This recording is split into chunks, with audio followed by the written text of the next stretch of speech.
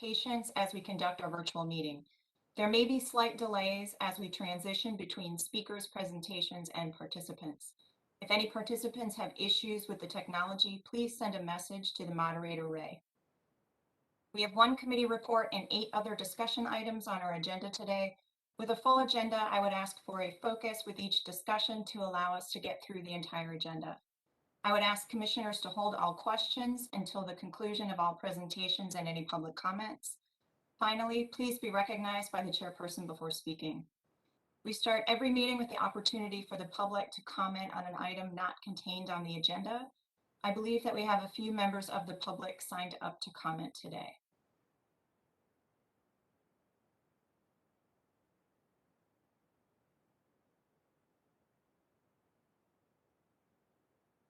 I'm not sure those folks are on the call. I think that they have signed up, actually signed up for subcommittee of the whole Thursday. Okay. I don't see them on the list. We'll hold that item.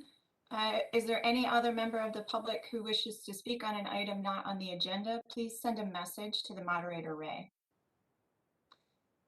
Moving on to consent agenda, there are no items on consent today. So on to committee reports. Item D.1 is TC 621, tiny houses. This is a proposal to amend Part 10 of the Unified Development Ordinance to facilitate the construction of tiny houses or small residential structures used for single unit living. The draft text proposes a new building type and dimensional criteria for tiny houses and defines where tiny houses would be permitted, including all mixed-use districts where detached houses are permitted and within manufactured home developments and cottagecore developments, with corresponding density bonuses and the reduction in required open space. This item was discussed at the Text Change Committee on September 21, October 6, and October 19th. At the October 19th committee meeting, committee members voted 4-0 to recommend approval of the draft ordinance and recommended areas of further study for manufactured housing reform as seen in the agenda materials. I'd ask for a brief update from staff. Great, thank you very much. So I'll just provide a brief overview of the revisions that were made through the committee process. Next slide, please. So again, the recommendation was for approval of the draft ordinance. There was also a recommendation for a separate study on manufactured housing reform to include the topics listed below, including financial disclosures and other consumer protection, predatory rent hikes and mitigation strategies, energy efficiency building standards, and expanding use and access as appropriate. Next slide, please. Revisions made to the draft ordinance, most of them were fairly minor. The largest revision was removal of the manufactured home option for tiny houses and accessory dwelling units. There were also revisions made to UDO section 1171D to better align with state law and including specific language referencing the setup and installation standards for manufactured homes.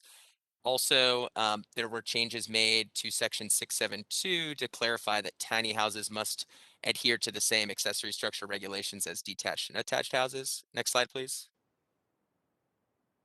Lastly, there were revisions made to building height, and the change made was to allow tiny houses to be measured from post-development grade instead of what was originally presented as finished floor. That the committee believed would help prevent the construction of artificially elevated structures, but at the same time would provide a little bit easier process for those looking to construct in that they're not held to infill height standards, which require pre-development grades as well. And last, there were changes made to the manufactured housing section to align with the effective densities for detached houses in the R6 district, which became effective following TC 520. So that concludes my presentation of the overview. I'm happy to get any specifics if the commission would like, or I can try to answer any specific questions as well.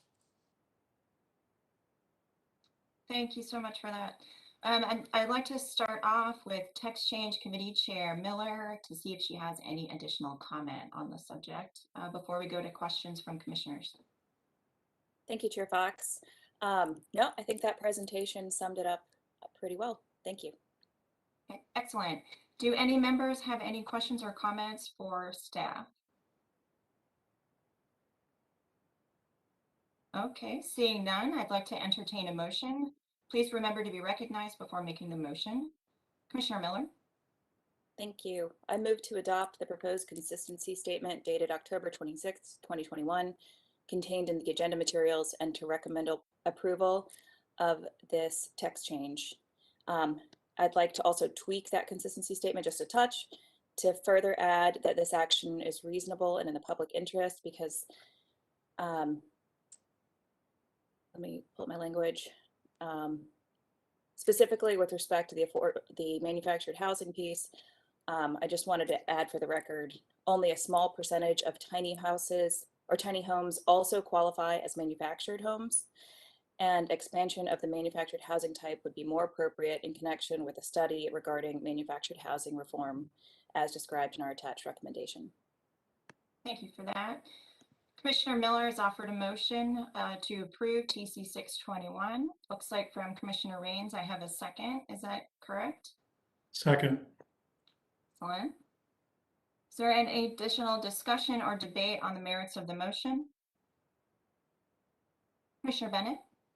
Thank you, Chair Fox. I just didn't quite follow the motion. Can Commissioner Miller just go through it again, please? Yes, so I am making a motion to recommend approval of the text change with the content of the consistency statement included in the staff agenda materials. And I wanted to add that in addition to the 3 reasons listed why it's reasonable and in the public interest, I wanted to add a 4th reason that it's reasonable and in the public interest because only a small percentage of tiny homes also qualify as manufactured homes, and expansion of the manufactured housing type would be more appropriate in connection with a study regarding manufactured housing reform. Okay, thank you. Thank you for that clarification. Is there any additional discussion or debate on the merits of the motion? Okay. Seeing none, I will ask Shanitha for a roll call of members to record their individual votes. At the end of the roll call, I will announce the outcome of the vote. Good morning. Commissioner Bennett, how do you vote? Aye. Commissioner Dartell? Aye. Chair Fox? Aye. Commissioner Lampman? Aye. Commissioner Miller? Aye. Commissioner O'Haver? Aye. Commissioner Rains? Aye. The motion passes unanimously. Moving on to old business, we have 2 items for old business today. These items have been previously discussed and we have received presentations and heard from the public. For each item, I would ask for a short update from staff focusing on the revisions to the request. The first item, E.1, is CP 421. This is a city-initiated amendment to the 2030 Comprehensive Plan to add and revise policies related to missing middle housing, as discussed in our recent text change TC 520, removes language referring to an ADU overlay, which is no longer relevant, and revises language to support additional housing near frequent transit. This item was discussed at our October 12th meeting and deferred to allow edits to address scale and open space. I'd like to ask for a brief update from Jason Harden. Yes, good morning. There were a few updates based on conversations from the last Planning Commission meeting, and they're outlined on the next slide. We can go ahead to that. So a couple of different topics. One was looking for a little bit more specificity, or maybe better put, a little bit more objectivity, something measurable in the definitions for the low and moderate future land use map categories. Some language about affordability. There was some questions on that, and then on open space. So with the category definitions, actually I have another slide that addresses that, but staff included some suggested language that provided a little bit more of a measurable standard for describing those districts. On the topic of affordability, some language that makes it a little bit more clear, the relationship of these housing types and affordability. They do not necessarily create housing that is affordable at a certain income range. However, they do provide housing that is less expensive. We'll say that instead of more affordable. I think that is one area where the terminology can be awkward. So less expensive than a detached house. And that's an important point, a key point about these housing types. But we wanted to make sure that that relationship was clear. And then lastly, open space and that low scale, or as it is currently, low density residential category. So there are a number of policies elsewhere in land use and certainly in the parks section of the comprehensive plan that address the provision of so-called open space or park space in different scales across the city. For this particular change, though, the staff did add some language that reflects the fact that the conservation development option can provide some undeveloped land in exchange for additional density in the rest of the land. So did address it in that way. It's similar to the way it's addressed currently. So the next slide, and I just have a few, simply, and this is in the agenda materials as well, but shows the deleted language, proposed deleted language in red, and the proposed added language in green. And so this is low scale residential. The key change here is making it very specific. It previously had said corresponds roughly to the R2, R4, and R6 districts.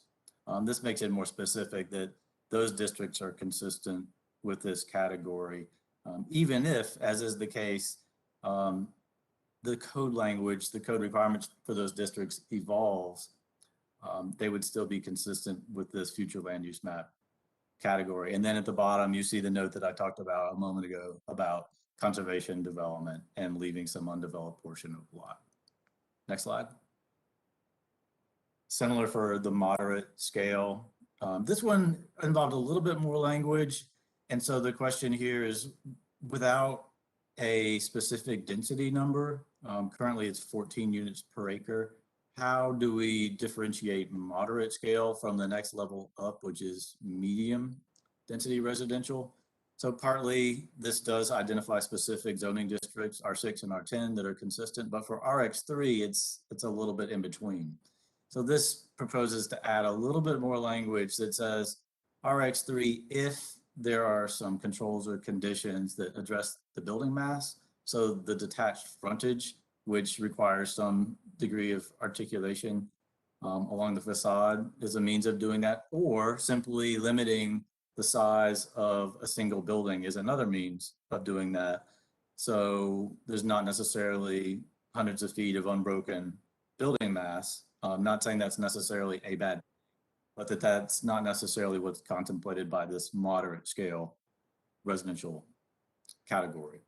So that would be the change there. And I think there's one more slide, or that may be the last. That was the last slide. I'm happy to answer questions if there are any. Thank you for that, Mr. Harden. Just want to verify quickly that there is no one signed up to speak on this item.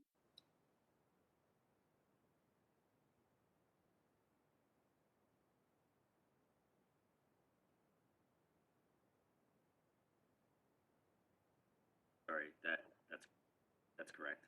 No, Thank no you. sign up. All right, now I'd like to allow for questions and comments from commissioners. Do any members have any questions or comments?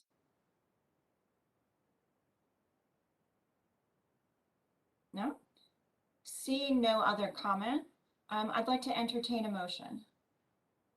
Please be recognized before you make the motion, and the motion should cite comprehensive plan consistency and include a statement of why the request is reasonable and in the public interest.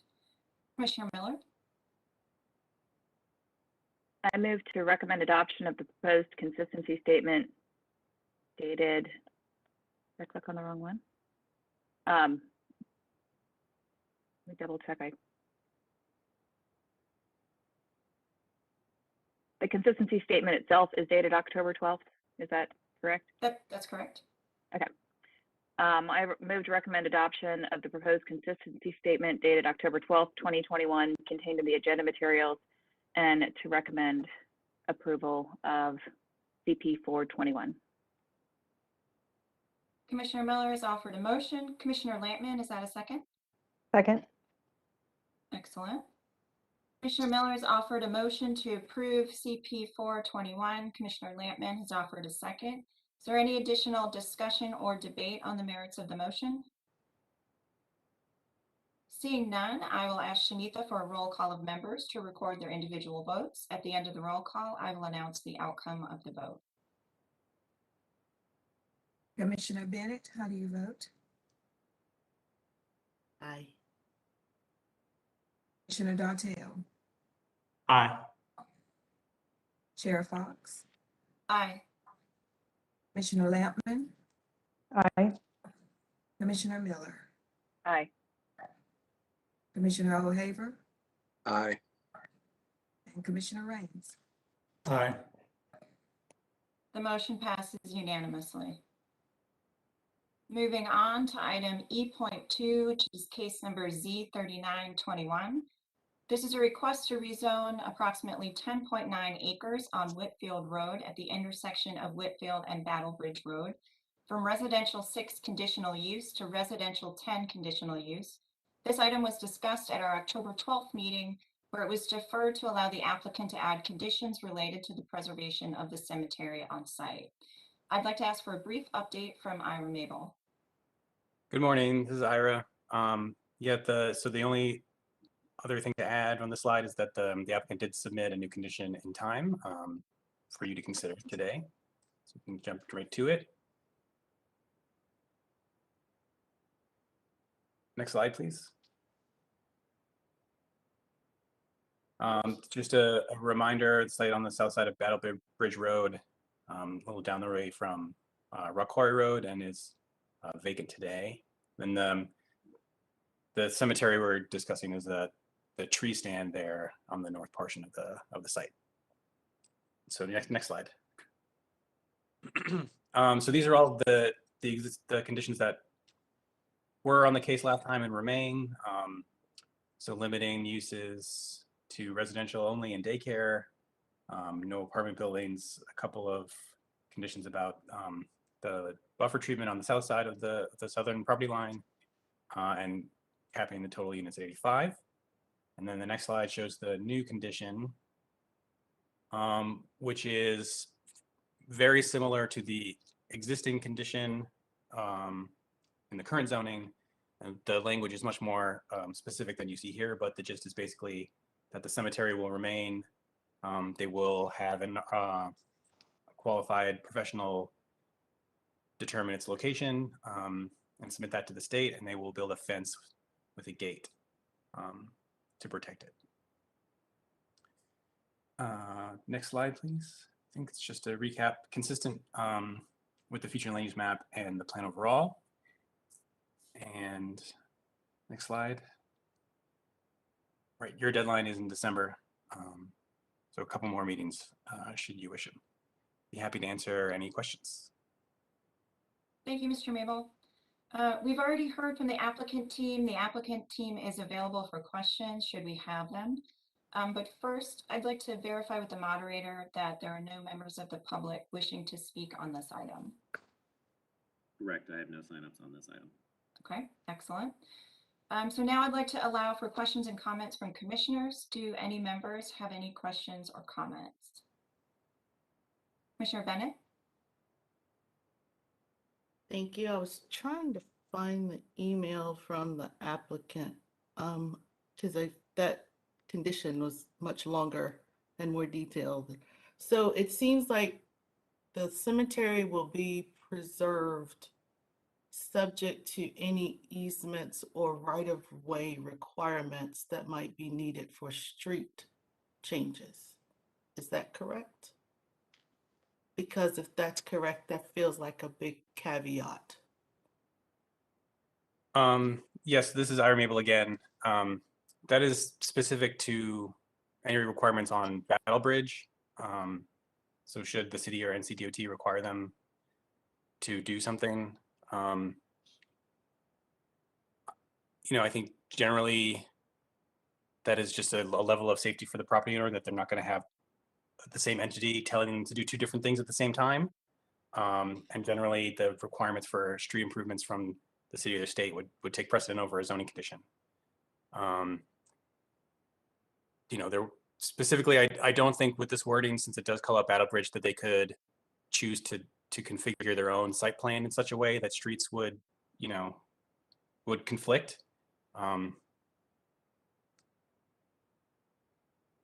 Okay. But yeah, I don't have any further comments. I don't know if the applicant has anything other to say about that. Is the applicant available to speak to this item?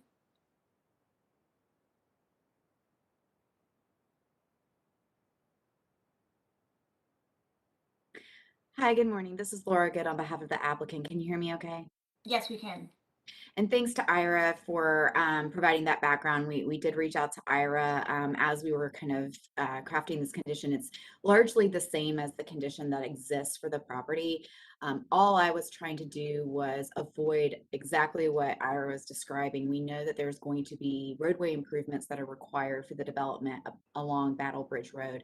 That cemetery is very close to the existing right-of-way. And so what we didn't want to be in a position of doing is committing to something where we would immediately be in conflict with a required zoning condition that conflicts with the required roadway improvements that we have to complete as part of this development. That was the only intent of that language. And to Ira's point, we limited it to Battle Bridge Road so that we cannot design the site to avoid any of those requirements. Are there any additional questions or comments from commissioners? Okay.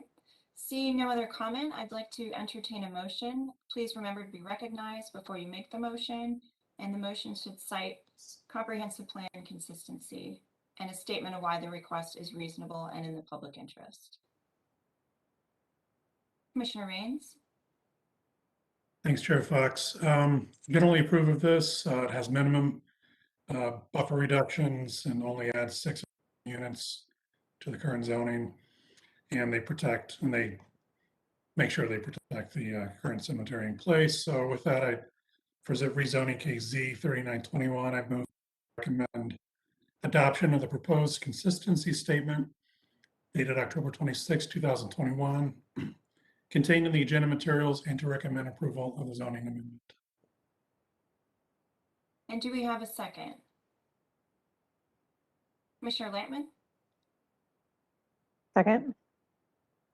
Commissioner Rains has offered a motion seconded by Commissioner Lampman for the approval of Z 3921. Is there any additional discussion or debate on the merits of the motion? Okay, seeing none, I will ask Shanitha for a roll call of members to record their individual votes. At the end of the roll call, I will announce the outcome of the vote. Commissioner Bennett, how do you vote? Nay. Commissioner Daltiel? Aye. Chair Fox? Aye. Commissioner Lampman? Aye. Commissioner Miller? Aye. Commissioner O'Haver? Aye. Commissioner Rains? Aye. The motion passes 6-1. Moving on to the new business portion of the agenda, there are 6 items listed under new business today. These requests have not appeared on a previous Planning Commission agenda, and we will hear a full staff presentation and applicant presentation. Item F.1 is case number Z6820. This is a request to rezone approximately 1.05 acres at the intersection of Hillsborough Street and Bagwell Avenue from neighborhood mixed-use 4-story shopfront and residential 6 with special residential parking overlay district to commercial mixed-use 7-story shopfront conditional use and residential mixed-use 3 stories urban limited conditional use with special residential parking overlay district. This request has not been previously discussed, so I'd like to start with a staff presentation from Jason Harden. Good morning. So this request, it has been, probably some of you are seeing this as a little bit familiar. It has been on an agenda, but only for the purpose of a time extension. There were some changes to conditions and then a second neighborhood meeting requirement. So that's now all complete and this can be heard. And let's go on to the next slide. So actually, sorry, can you back up a slide? Thank you. So in terms of the zoning in the area, you can see Hillsborough Street, or at least a little bit north of Hillsborough Street, is where there's a transition from purely residential uses to more mixed uses along Hillsborough Street. And then along and south of Hillsborough Street, you have NC State University's campus. So zoning 12 stories along the campus. Currently on this section of Hillsborough Street, a mix of on either side, 3, 4, 5 stories in height. And then again, residential 6, a little bit further to the north. So next slide, please. So the requested zoning is split. The northern 57 feet would be RX3, so a maximum of 3 stories there. The southern portion is CX7. So that's continuing from the Bagwell parcels on down to Hillsborough Street. Next slide. So again, this is a little bit of a closer view of the zoning in the area. Let's go on to the next slide.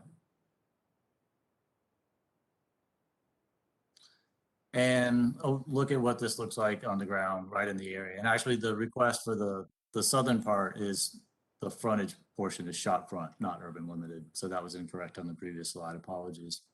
But again, you see a mix of commercial uses, office, retail, many mixed use buildings along this corridor, and then a little bit more residential, purely residential to the north, and then State's campus to the south. Next slide. So a couple of views of the site, probably many people are familiar with this.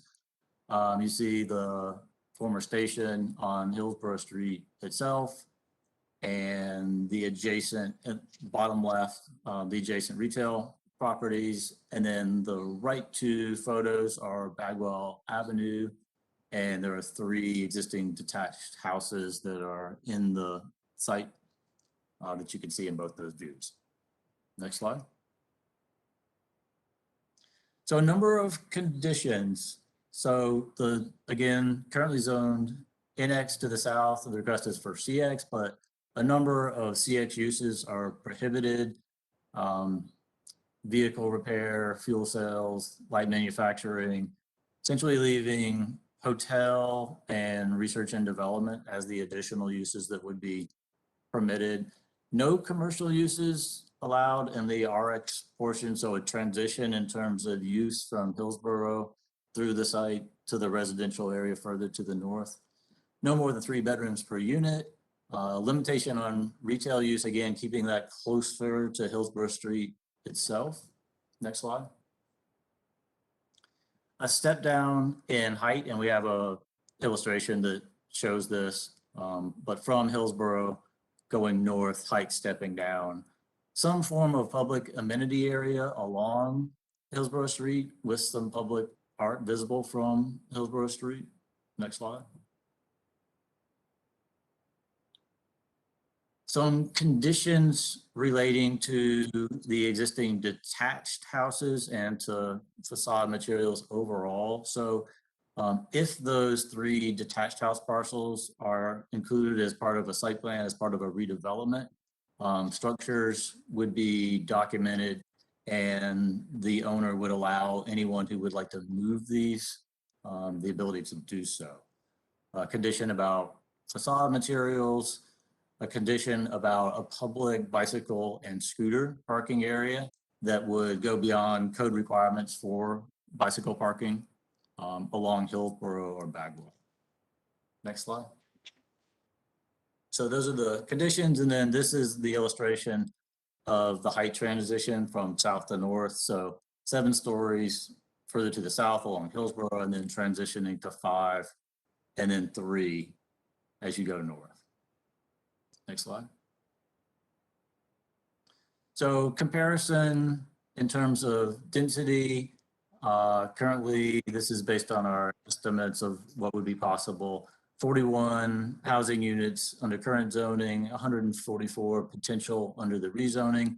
Actually creates a slightly larger northern setback due to the mixed use category RX that's requested on that northern portion of the tract.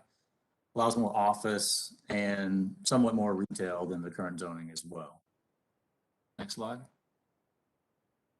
In terms of carbon emission analysis, so a much higher walk score than average. Hillsborough Street, certainly apart from downtown and maybe even including downtown, one of the most walkable parts of Raleigh. Also a much higher transit score than average, and that does not even take into account more frequent service that is planned on Hillsborough Street, so every 15 minutes. Also, this allows more units that are smaller and inherently more energy efficient than current zoning. So in terms of carbon emissions, significant improvement. Next slide. Affordability, so adds to the housing supply, obviously, as we saw from a previous slide. Doesn't include any specifically subsidized units, does permit a variety of housing types. Again, these are types that are likely to be less expensive, significantly less expensive than a detached house. And also, when thinking about affordability, also thinking about the relationship of transportation as well. So this is within easy walking distance, obviously, of transit. So another way in which the affordability is lower here than it would be in a place without this level of walkability and transit. Affordability is better. So in terms of the future land use map, you can see the portion along Hillsborough and then extending to the back of the lot, at least on the eastern side.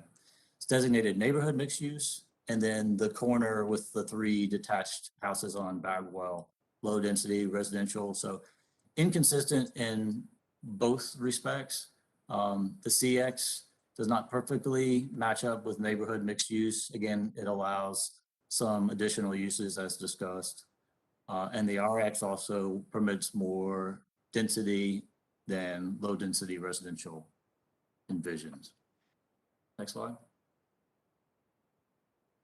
So urban form guidance, Hillsborough Street is a main street, which is suggests one of the highest levels of walkability and pedestrian oriented urban form. And I'm sorry, this is a shop front frontage is consistent with the main street urban form designation, and it's also a transit emphasis corridor. So a lot of urban form policy here that the request lives up to. Next slide. And this is the area plan map. So we'll talk about that just a little bit. Certainly a significant part of the analysis here. The Cameron Village District, Hillsborough area plan was completed a few years back, and this is the area plan map that accompanies it. And you can see that the area in white, hopefully that shows up on your screen, is the area within the area studied by the area plan. And then within that area, you see with different colors, and I have a slide that shows this more clearly, some specific zoning recommendations, very specific. They include specific zoning categories and heights that were made as a part of this. And those range from 7 stories to 3 or 4 stories, depending. Let's go to the next slide and zoom in on this particular site. So there on the right of your screen, it does not have a specific zoning recommendation from this area plan. The area outlined in yellow is the subject site. Adjacent to it, it outlines some specific sites for NX4 zoning. And of course, currently along Hillsborough on this site, that is the current zoning. So it did not specifically, excuse me, call out any recommended zoning change for this site. Next slide. So I will say with respect to the area plan, it did not specifically call out some zoning for the site. However, it did make some future land use map recommendations in other locations, but again, not this one, which suggests that the area plan intended for the future land use map, which we discussed, to control in terms of future rezonings. And so we outlined how the request is not consistent with the future land use map, and therefore, and I'll get to it on the next page, not consistent with the area plan recommendation itself. But a number of consistent policies shown here. So compact development, capitalizing on transit access, and obviously the transit investments that the city is making. Corridor development is a similar policy. Density transitions and buffering requirements, those relate to, and a previous version of this was inconsistent with one of those policies, but the height transitions created by the condition that we outlined met the goal and intent of those policies to transition from taller, more intense uses to lower scale residential areas. Housing variety, again, allowing more units in a range of housing types. Greenhouse gas reduction, significant policy consistency there. Zoning for housing, more housing supply, consistent with frontage recommendations. And one of the area plan policies about quality design, consistent with that. So let's go to the next slide, please. Some inconsistent policies that we touched on. So not fully consistent with future land use map. Housing preservation, that relates to policy that talks about, and the following policy as well, that talks about preserving existing contributing structures, which would not necessarily be removed, but obviously if the entire site is redeveloped, they would be. And then one area plan policy that relates to guiding future zoning, and that relates to the map that we showed a moment ago. So next slide. So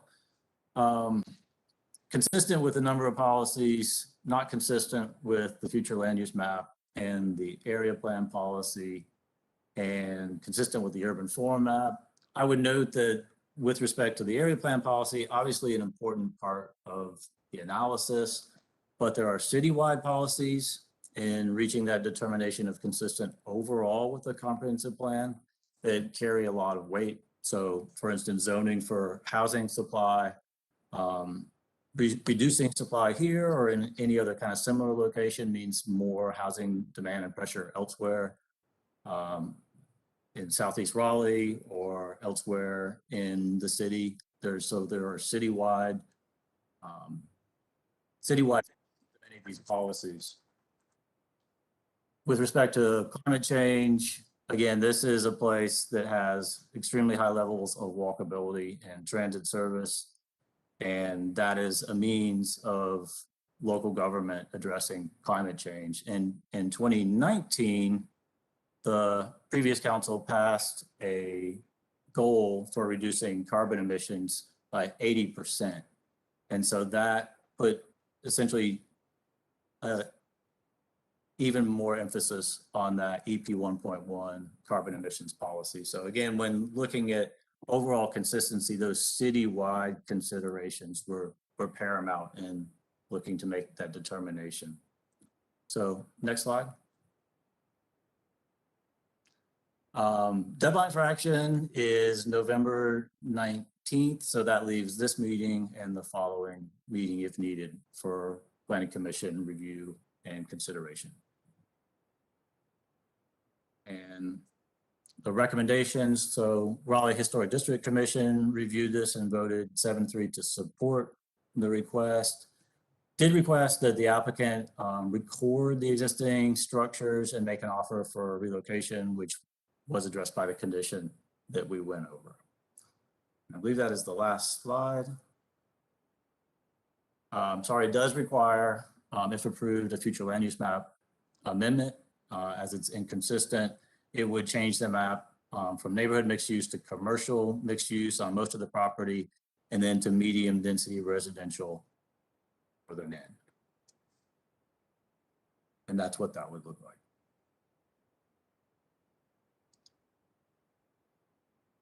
So that's the slides I have. I'm certainly happy to answer questions if there are. Thank you, Mr. Harden.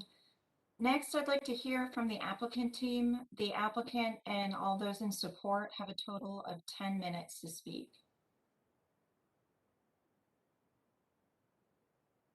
Morning, Madam Chair. This is Michael Birch with Longleaf Law Partners. Appreciate very much Jason's staff report. If we could go to the next slide. Why don't we go on to slide 13 if we can, and I'll just talk off that. That's the last slide in the presentation. So as Jason mentioned, our rezoning request, the purpose for that request is to permit up to 7 stories, capped at 90 feet for a portion of the site, transitioning down to 5 stories and 62 feet, and then transitioning down to essentially the RX3 district, 3 stories and 50 feet. Case will require active uses on the ground floor consistent with that shop front frontage with other uses above. We did rezone to the CX district in order to allow for the possibility of the hotel because hotel is not allowed in the NX district. And also if residential is above, we have ensured and prohibited 4-bedroom units. So all units would have to be 3 bedrooms or less. And that's kind of the way ensuring that these aren't kind of your quad student housing apartments. So I want to focus primarily on 2 aspects of the case, height and then kind of the National Register district aspect of the case.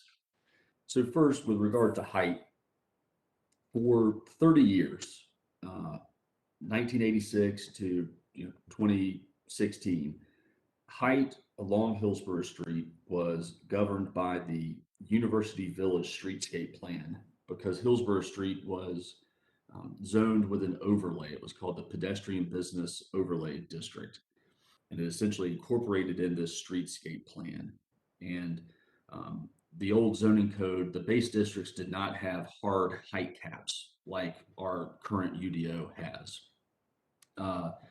And so the streetscape plan incorporated kind of a governance of height that was the sun angle of the winter solstice, 32 degrees. That would be measured from adjoining residential uses, then across the development site.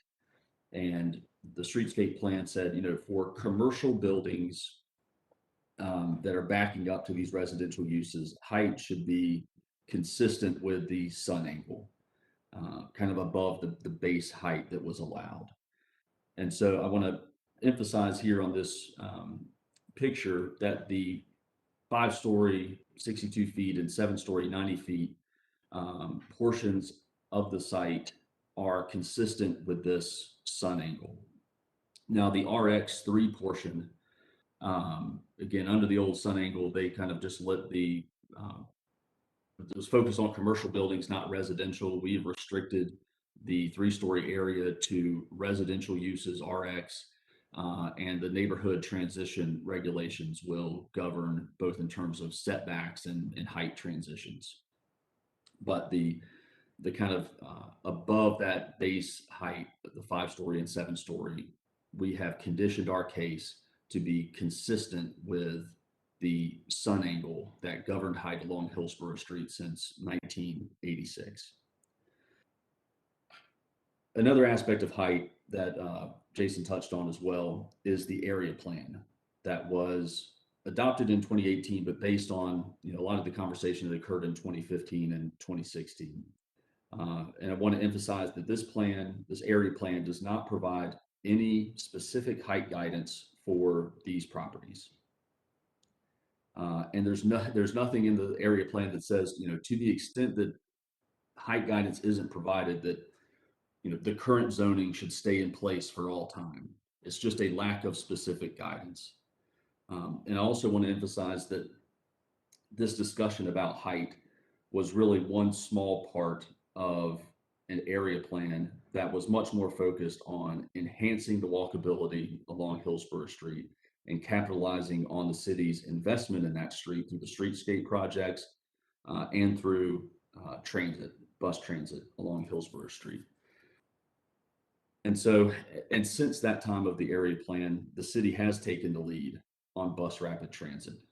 They are moving forward with planning of the Western Boulevard BRT line. That planning is already underway. This site is just outside a half-mile from a planned station near Western Boulevard in Dan Allen. And actually Dan Allen's directly across the street, and so it's kind of a straight shot down to Western Boulevard.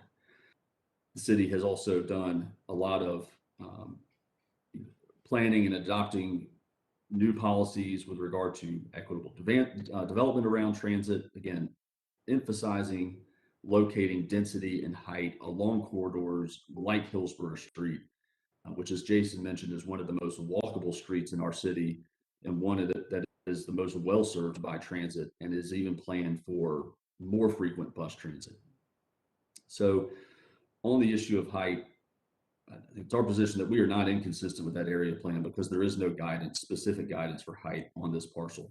And we think that that's consistent with a recent case, Z4020 at 1912 Hillsborough Street. It's the parking lot behind the PR, where there was no direct height guidance on that property. They requested 7 stories and the Planning Commission unanimously recommended approval and the council adopted that 7-story request.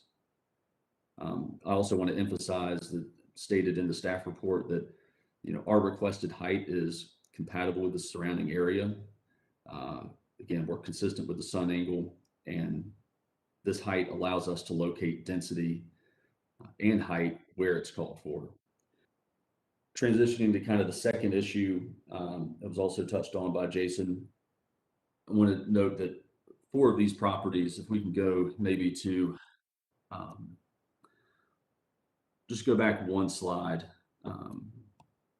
So the property at the intersection of Hillsborough and Bagwell, J&J Automotive, and then the 3 residential properties to the north of that are within the West Raleigh National Register District.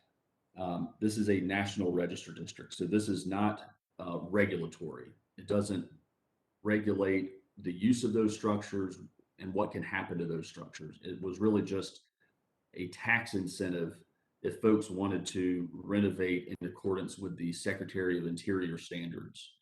But otherwise, it's not a local district. It's not a local landmark. Also, there is no social or cultural significance to these properties or structures. They're really only considered contributing because they were built within the period of significance for this district. Also want to emphasize that these structures, which are about 1,000 square feet, are not naturally occurring affordable housing options. These are expensive student rentals, to be honest, given their proximity to the main campus across Hillsborough Street. So based on this and based on the fact that we agreed to conditions requested by the RHDC, the RHDC voted to recommend approval of the case with the conditions that we added. So yeah, we're happy to answer any questions that the commission may have. Want to reserve some time also to respond to comments from the public. But I do want to emphasize that this case is consistent with the comprehensive plan, the urban form map, compatible with the surrounding area, providing an appropriate height transition. We're increasing the housing supply and housing variety, and we're locating height and density in an area that where it's supposed to be located and where all the city's policies are driving this type of development and this type of intensity. So we appreciate the opportunity to address you all and happy to address any questions there may be. Thanks. Thank you, Mr. Birch. Now I'd like to hear from members of the public. I believe we have a number of people signed up to speak today, and we also received a few emails regarding this over the weekend. Can we unmute the first speaker? Yes, the first speaker, I have 5 speakers. The first speaker is Donna Bailey. Just try to keep your comments to around 2 minutes to allow other speakers ahead of you or after you to have time. PowerPoint. I'll try and go through. Okay. Next slide. Next slide.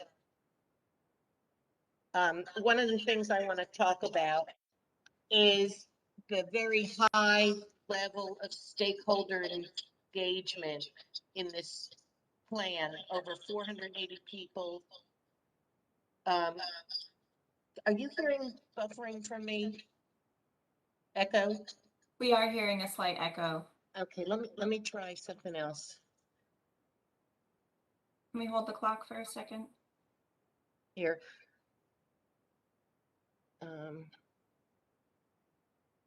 That sounds better, Miss Bailey.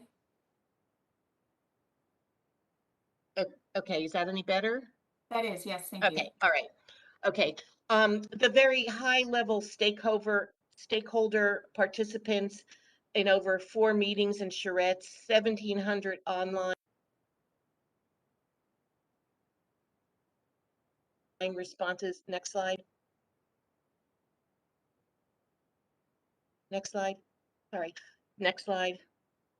Okay, one of the things I want to talk about is this plan is only 3 years old. The city council spent over $300,000 for this. This is the advisory team. This is where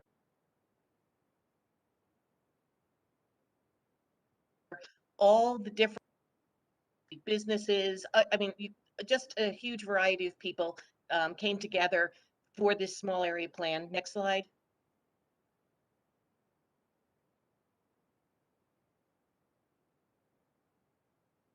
The delay. There was extensive analysis done on many different levels. Next slide. The council vote in February 2018, 7-1. Mayor Baldwin was not on council at this time, but she did vote for the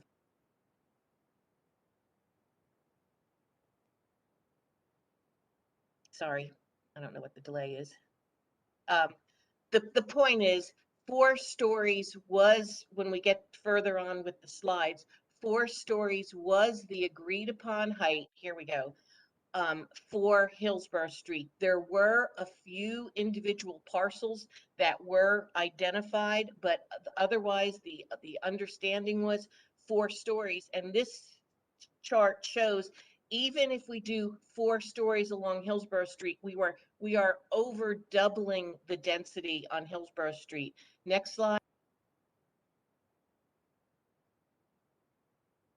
I also want to projects built on Hillsborough Street within the 4-story requirements. The 7 stories that Michael was talking about, which is on the roundabout, that was a few years ago. The community supported rezoning that to 5 stories, and then things changed. They proposed a 7-story hotel, which we had supported the loft, but this also did not back up to single family residential. It was backs up into commercial, so it's like a standalone island. So that is not a good analysis. Next slide.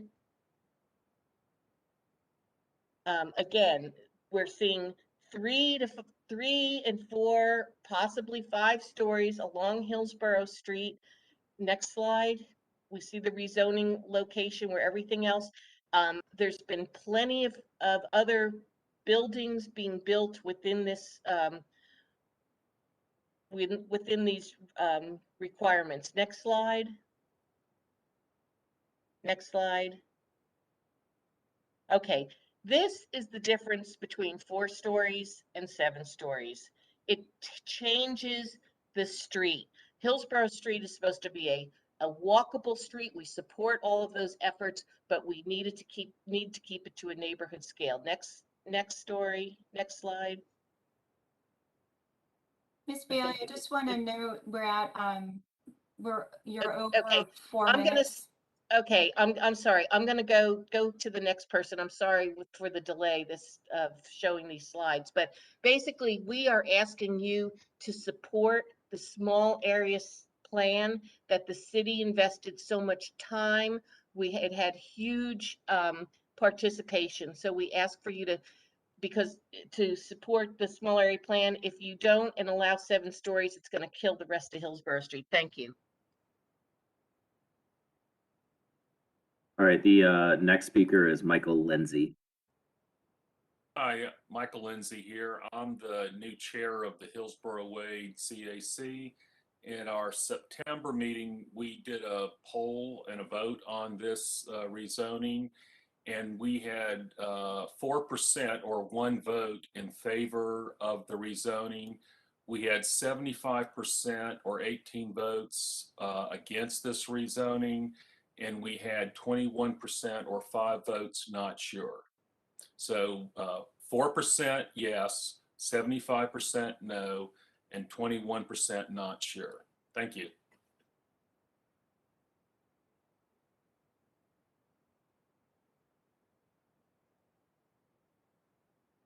All right, the next speaker is Frank Harmon. Well, my name's Frank Harmon. I live a block away from the site. I've lived here for 30 years, raised my family here, and I greatly value the neighborhood. I'd like to respond to a couple of arguments that you've heard, which is that this would add to the housing supply. I'd like to point out that we've got a very diverse and useful housing supply as it stands. And the City Council's recommendation to permit accessory dwelling units could actually double the density of our neighborhood. Reference has been made to transit. Because I live on Brooks Avenue, I'm very familiar with the pedestrian traffic that goes to Hillsborough Street, which would presumably use public transit.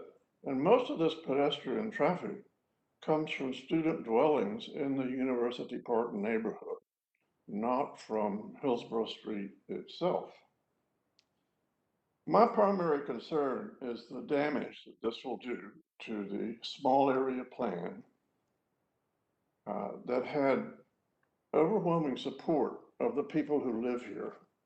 It would be a different thing if we who live here came to the city and said, give us a 7-story building because it's going to give us all these advantages. That's not what's happening. What we in the neighborhood got together and with great study proposed was a comprehensive small area plan. If you vote against this small area plan, you will set a precedent. Indeed, you will overturn the precedent that architects, developers, and contractors have been following for the last few years. And I fear that you will bring into question the validity of small area plans all over the city of Raleigh. So thank you for letting me speak. I urge you to support the small area plan. All right, our next speaker is Craig Smith. Hello, this is Craig Smith. I live over on Raymond Street, about 300 yards from this property. I speak in opposition to this rezoning request that would allow a 3-story height increase for a majority of the parcel. My main concerns are as follows. 1, this section of Hillsborough Street is supposed to be one of the primary gateways into downtown Raleigh. Instead, it is being allowed to become a canyon-shaped gauntlet of bricks and glass. 2, Hillsborough Street is effectively 1 lane in each direction and is at its vehicular capacity due to the nearby university and the over 3,000 student-oriented apartment bedrooms constructed within the last 5 years within 300 yards of this property. The existing road infrastructure is simply not sufficient to serve the requested 7-story use intensity.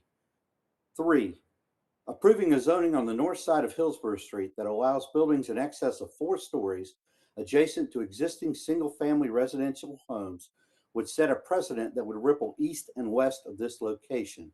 The closest existing zoning greater than 4 stories on the north side of Hillsborough Street is at Horn Street, over 1/2 mile to the east and across from the 12-story D.H. Hill Library Tower. At some point, a line has to be drawn, and the library seems about right to me. Your staff report indicates that this zoning change would increase the allowed development intensity of this property from 41 to 144 possible apartment units. What would be a valid justification for allowing over a 350% increase in the allowed development intensity and massing of this property, other than that of enhancing the bottom line for the property owners and developer? I sure don't see a justification for allowing 3 more stories on this property that benefits the neighborhood or the people of Raleigh. Thank you for your time. Given that our time is almost completed and we had a delay with the first speaker, I'd like to go back to the standard 2 minutes for our last speaker, unless there's any objection from the commission. Okay, seeing some head nods. Can we put 2 minutes on the clock and then start our last speaker? All right, our final speaker is Russ Stevenson. Okay, can you hear me? Yes, sir, we can. Great, thank you. Madam Chair, members of the Planning Commission, my name is Russ Stevenson. I thank you for your service to the city of Raleigh and for the opportunity to make a few comments on zoning case Z6820. The successful revitalization of Hillsborough Street, begun in 1999, has in large part been due to the strength of the community's shared vision to move beyond topless bars, high pedestrian accident thoroughfares, and fast food joints to attract new investments which have brought the university community and West Raleigh neighborhoods back to the street. By any measure, the city's investments in the community vision have been a tremendous success, and the updated Cameron Village Hillsborough Street area plan has reinforced that vision, promoting scores of projects over the years which have all supported the vision. While we understand the desire to maximize development profits on any project, we also understand there's no evidence has been offered demonstrating that the redevelopment of these parcels cannot continue to support the successful community vision. Therefore, I encourage you to support a rezoning for these parcels that is consistent with the original Hillsborough Street vision and the area plan. Thank you. Thank you for your comments. Do we have any additional speakers, Mr. Moderator? No, that was it. Okay. Next, I'd like to allow for questions and comments from commissioners.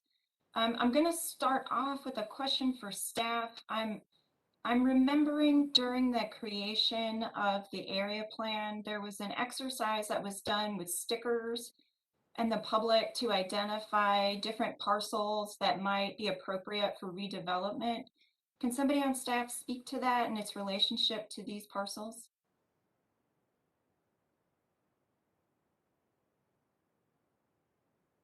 I'm going to defer to my colleagues in comprehensive planning on that particular question. There may be someone on this call who's able to speak to that.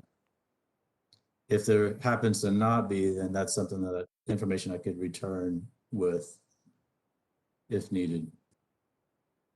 Thanks, Jason. This is Bynum Walter, Raleigh City Planning. As a project manager for the Cameron Village Hillsborough Street Small Area Plan. Absolutely, there was a sticker exercise. Roberta, you're remembering that correctly. That happened during the first workshop. I have not looked at that this week. I would need to go back and look at that illustration. We did capture that in the project report. And that's probably something we could look up during the meeting. That's helpful, but I don't know that we'd be able to show it to you today. So if you'd like us to bring back the visual, we can. I recall I looked at a copy of the area plan and I'm recalling those parcels being identified as ones from the public that might be appropriate for redevelopment.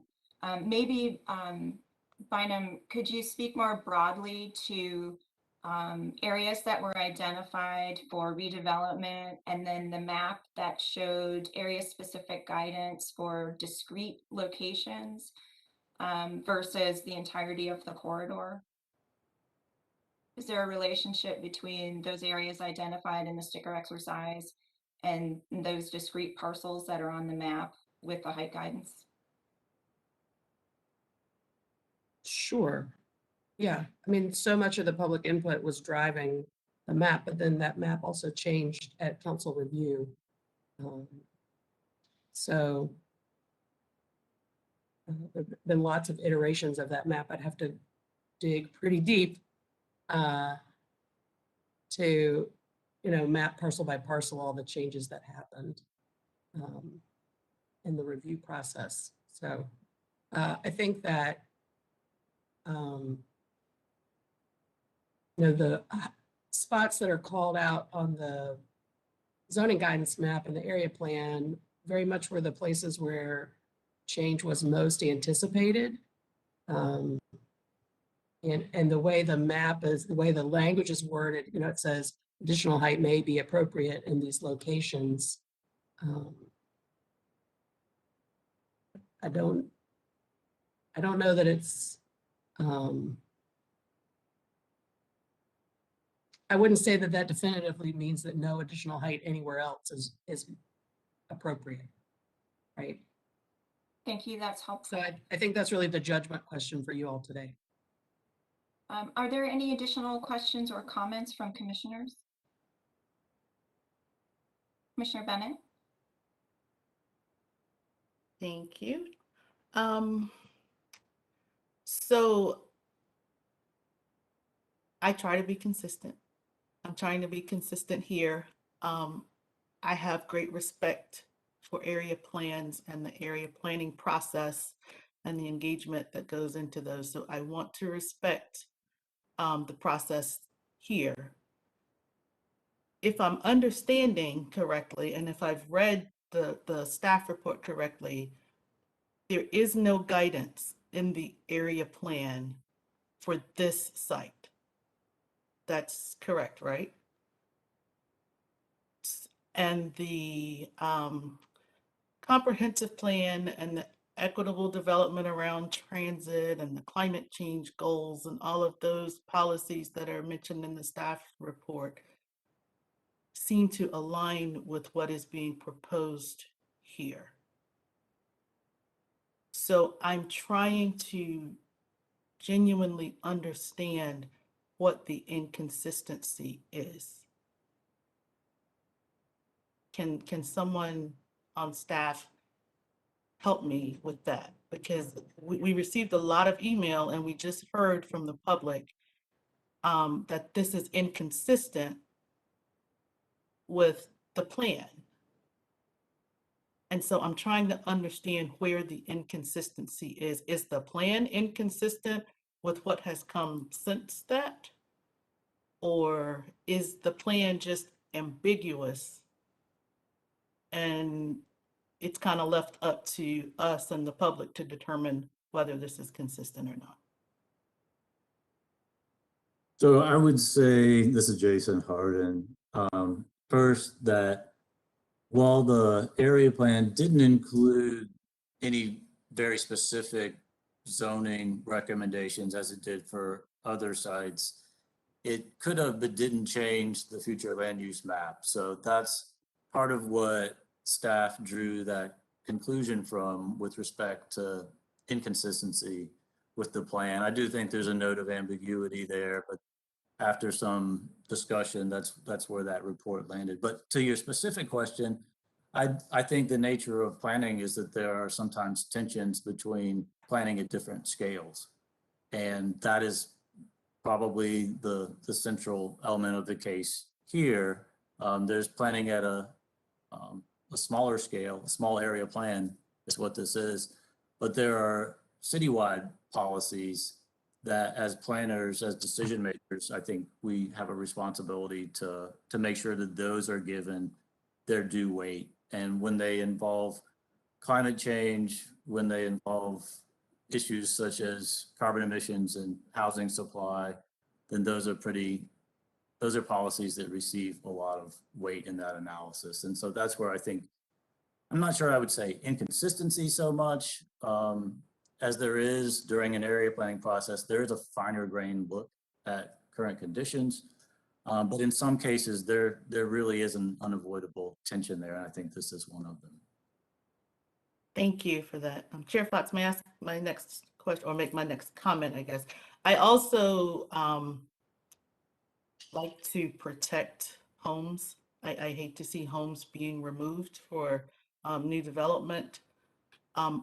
If I'm understanding this correctly, these homes could be removed under the current zoning if that site is developed. Is that correct? That's correct. They could be moved at any time. Right now, the parcels where the detached houses are zoned R6, so that would limit what could be built. But there's nothing protecting them, or there's nothing stopping them from being removed at any time. Okay, thank you. So given all that, then, the area plan says that it embraces a vision for a more walkable and lively Hillsborough Street with added housing variety. And given the themes of the comprehensive plan, and given that this is along Hillsborough Street, which is the transit emphasis corridor, and given that it's across from NC State, I think I'm okay with this. Fully respecting the comments of the public, I think my judgment call is that this is not inconsistent and is in the spirit of everything that the plan and the comp plan are promoting. So I think I'm fine with this. Thank you. Thank you for your comments. Commissioner Miller?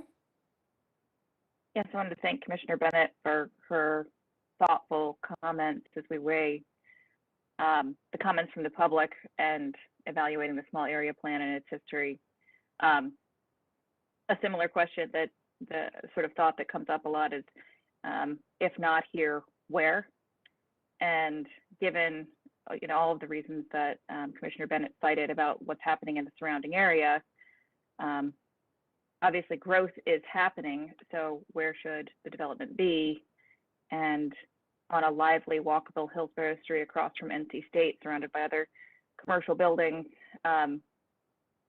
it's sort of a hard case to say that this is not where development should happen. But I, in addition, had another question. When this small area plan was created, I believe that was before the new equitable development around transit policies were in place, and that the equitable development around transit says that we do want to add density here. Could staff verify that as a potential? As I see that could have been a new development since the small area plan was in place. Yes, that's correct, that planning process, equitable development around transit, did begin following the adoption of this area plan. Now, that process did focus primarily on the bus rapid transit system. And this site is just a bit far from where the nearest stations would be along Western Boulevard. Probably likely, particularly for NC State students, close enough that they would use the BRT system, although a little bit far from where that particular process envisioned some of those policies applying the most.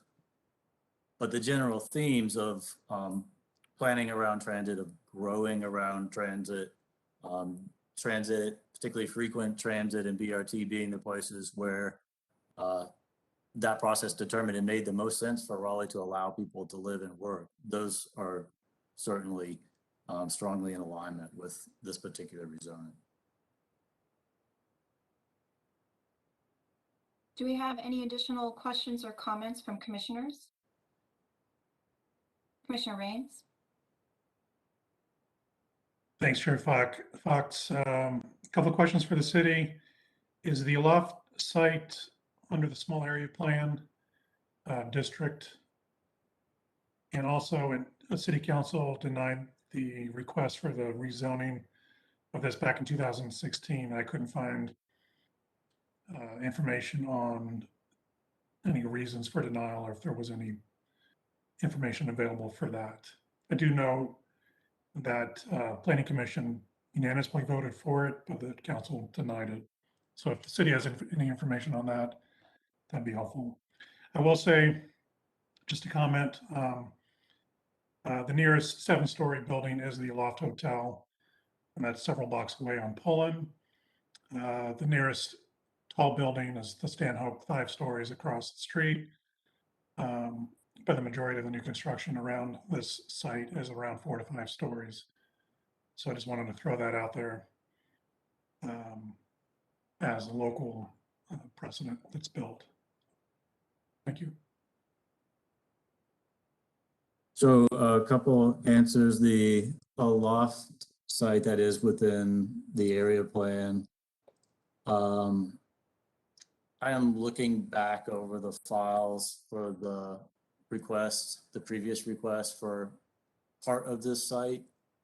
I don't have in front of me any of the notes or council discussion about that decision, however. If I can continue, this one I'm struggling with. I'm looking at the small area plan, and it does note on digital page 112, there's a document that says, Hillsborough Street, future development along Hillsborough should be based on potential rezoning for 4 to 5 story neighborhood mixed use. I'm just looking at that, thinking that should kind of be the guide. And if this application isn't following the future land use map, that could be another consideration for denial or approval. So I just wanted to throw those 2 comments out. Thank you. Also, and this is Jason Harden. Again, I want to make a quick verbal note of revision that should have been reflected in the staff report with respect to trip volume. It's slightly projected to be slightly higher than what's shown in that report. Not enough to change any policies or to require any kind of TIA analysis, but I did want to make a verbal note of that. So in the morning peak hour, it projected to grade 71 trips and afternoon 67. So again, about 1 per minute, but it's higher than what's shown in that staff report. And I did want to make that clear in this discussion. Thank you. Commissioner Bennett? Thank you. I did have one more question. I'm sorry. The condition that units are limited to no more than 3 bedrooms. I believe Mr. Burke said when he was talking that was to ensure no quad type student housing. I just wanted to hear more about that. Are you trying to ensure there's no student housing or this specific type of student housing? Because it seems like it's across from a university. You want students to have housing options, and students are currently living in the houses that are there. So I'm just trying to see, are we trying to prohibit students or just a certain housing style? Thank you, Commissioner Bennett. So it's directed really at the type of housing style. So there is somewhat of a historical condition that goes back to some issues that were had in these kind of older quad style buildings where you end up with, 4 people who don't know each other, versus, what is more, I guess, of a typical arrangement with students where they do know each other. But as buildings got older, they ended up with 4 folks that didn't know each other. And so over the years near campus, there's been this push to not allow the quad style, that's kind of 4 bedrooms served by a common area, common kitchen. But it's not in order to prohibit students at all. We recognize that location wise, we're across from the university. So we anticipate from a tenant standpoint, a mix of undergraduate, graduate, and even postgraduate. So it's not to prohibit students entirely. It's just a form of a type of unit. Oh, okay. Thank you. I'm a little weirded out, for lack of a better term, about the 4 people who don't know each other. It seems like we've moved beyond that. Right. In trying to dictate who lives. I mean, the number of bedrooms isn't a deal breaker for me. I just want to make sure we're not upholding outdated, what feels like perhaps discriminatory conditions. Understood and appreciate that comment. And I would just say from because this is viewed as kind of a market project and it is intended to kind of accommodate a range of tenants, you know, we would not really expect a whole lot of 4 bedrooms anyway. And so, yeah, but Okay. appreciate that comment. Thanks. Do we have any additional questions or comments? Okay. Commissioner Daltell? Thanks, Chair Fox. And I think it's been a good discussion and appreciated a lot of the feedback. I keep getting hung up on the same question, and I apologize if this has been asked 3 or 4 times already, but can someone provide a little guidance on what specifically the small area plan calls for in terms of height in this location? I feel like I've heard today that it calls for nothing in particular, and I've also heard that it calls for 4 to 5 stories. It just seems cloudy to me. I think there's a lot of things about this case that I would be in favor of and would like to support. I also don't want to throw out the small area plan as a result. So I apologize if I'm beating a dead horse, but if someone could provide a little bit more clarity on what the small area plan calls for in terms of height, that would be great. So the small area plan lets stand the future land use map designation of neighborhood mixed use. And in this context, that would support 5 stories. So that's, I think, in line with the other comments that you've heard during this discussion, that at least on this particular site, it didn't envision more than 5 stories. In other parts of the area, it did. It could have explicitly said more than 5 stories is the vision here. It didn't. And so that is staff's interpretation of the area plan guidance, is that 5 stories is what it called for.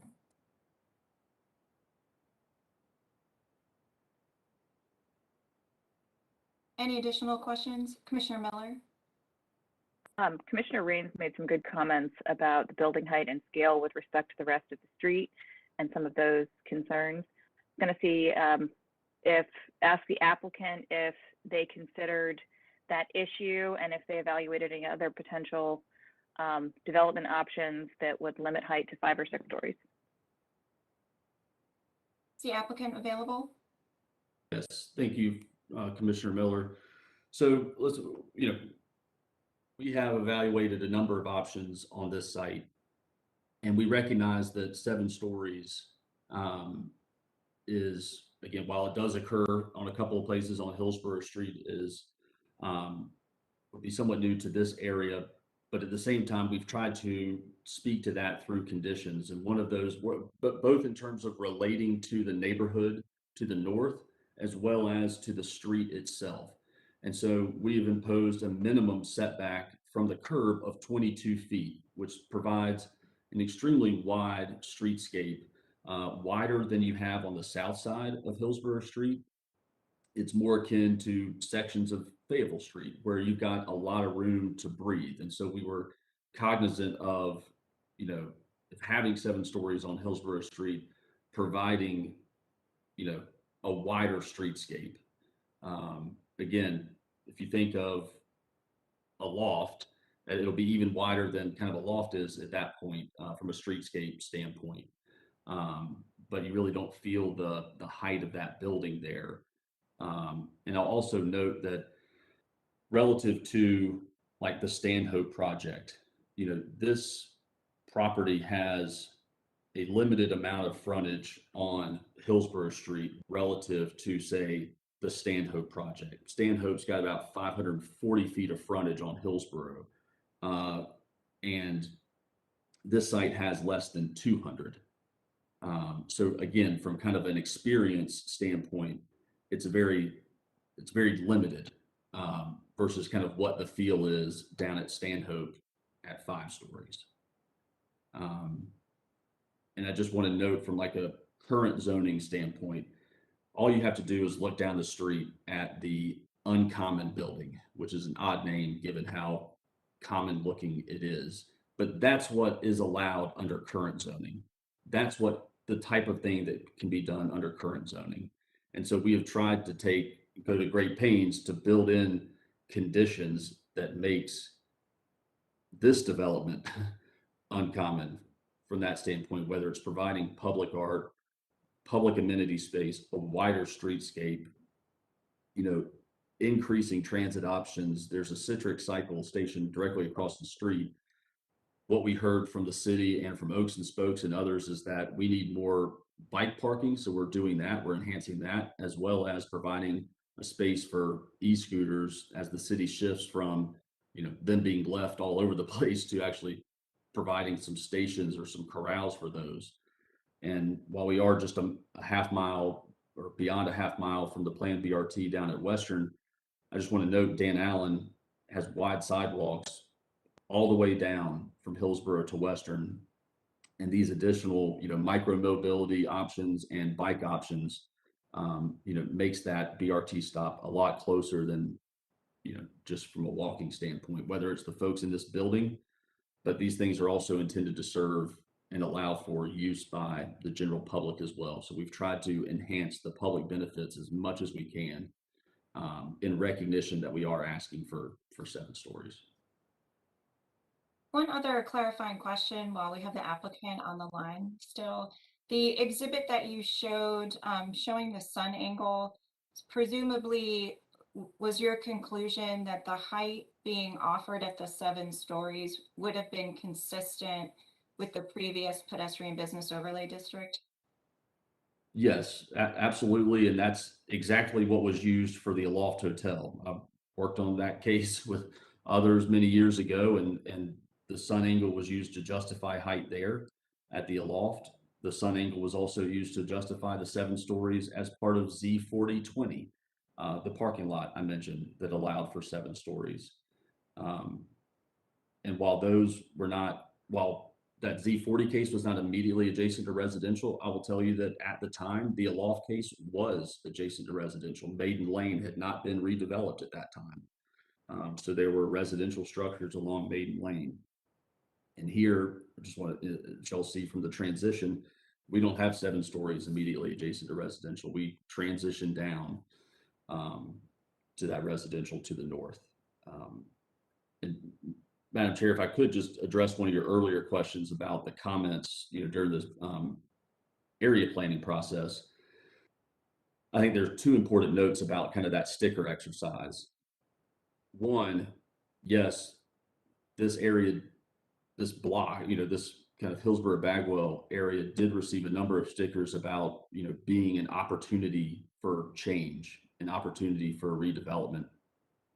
On the other side, it also did not have any stickers about remaining the same. And it did not have any stickers in kind of the surrounding area about remaining the same from residents.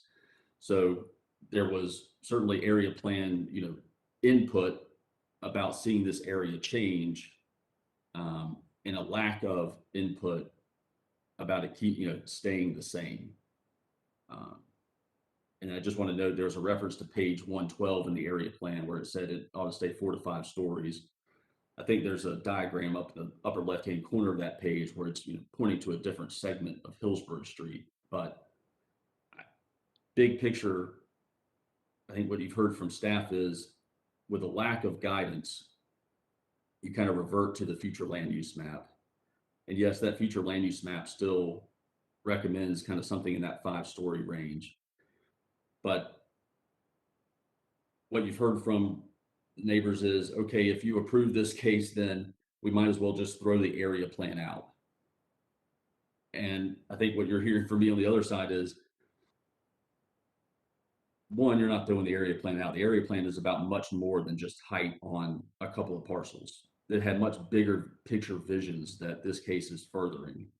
But at the same time, I don't think that we can consider Hillsborough Street kind of closed for business as it changes and evolves, especially as this city changes and evolves. If you look at all the other growth centers and transit corridors in this city, you know the rezoning requests that you all are seeing in those areas. And it's emblematic of a changing and growing city. And I think to say that Hillsborough Street can't grow and change the same way that all these other areas of the city are, is, especially given the city's investment in it being one of the most walkable street and well-served transit streets, is, they're doing a disservice to Hillsborough Street and its vibrancy and potential vibrancy. So, thank you. Thank you for your comments. Commissioner O'Haver? Thanks, Chair Fox. I've been trying to keep my comments to myself, and I'm trying to find a reason. There's, as Commissioner Daltell said, there's 98% of the comments that the applicant have made I support. This is absolutely, if not here, then where. Capitalizing and leveraging the municipal investments in infrastructure, BRT, the walkability, Hillsborough Street. I'm just, I understand that the small area plan did not call out specifically a height, but I did hear specifically Jason mentioned that the position of staff is that it didn't also specifically call out a higher height, and the future land use map is looking at 4 to 5 stories. So I'm just really struggling with justifying the 7 stories as it relates to scale. Along with Ms. Bennett, I'm trying to be consistent. And on a number of other cases, y'all may recall that I've brought up scale on multiple occasions and really trying to understand what that impact is on the street. And so I'm struggling with the 7 stories. Everything else I can totally get behind, but really trying to find a reason to get behind that 7 stories.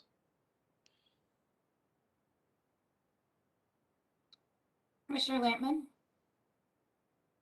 I think that some of the options under proposed the text change for housing affordability, that there would be opportunities to go up to 7 stories just in a hypothetical. Is that the case here? So this could potentially reach 7 stories through some of the other text changes that we're looking at? So there is the recently approved change to the TOD overlay zone that provides a height bonus if a certain percentage of the units are affordable at 60% of AMI.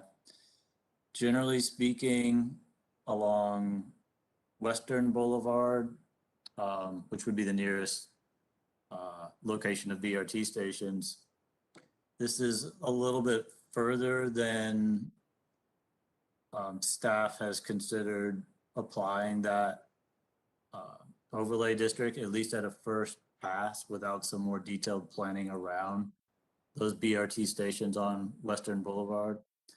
So it's to be determined whether that particular recent change is something that could or should or would be applied to this particular property. Okay, thank you. Question to staff. I'm going to apologize. This is a out of the blue question, which is going to put you on notice. I don't know. Do we have any examples of 5-story hotels being built outside of a suburban context? The only ones I can think of are suburban in nature and perhaps even stick framed with extruded insulated panel on the exterior. I personally, I'm sorry, Jason, go ahead.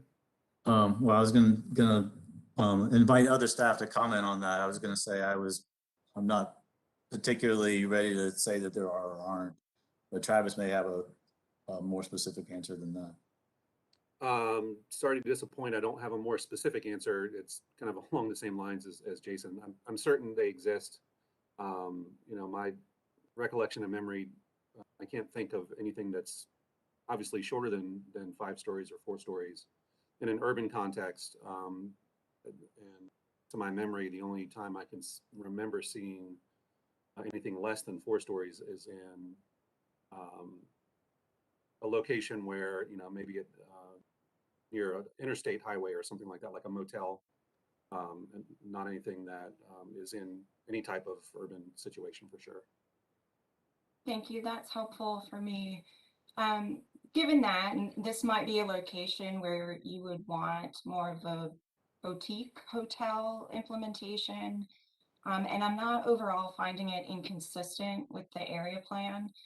Given some of the recent moves the city's made with the equitable development around transit, my primary takeaway from the EDAT was when you limit housing in transit-rich, more affluent areas, you're putting pressure and saying gentrification is okay somewhere else. So with that, I'm going to acknowledge this will likely come out split. I'd like to make a motion to approve Z6820 as it is reasonable and in the public interest, and I move to recommend adoption of the proposed consistency statement dated October 12, 2021, contained in the agenda materials, and to recommend approval of the zoning amendment. This recommendation also includes an amendment to the future land use map to the extent described in the adopted consistency statement. Do I have a second?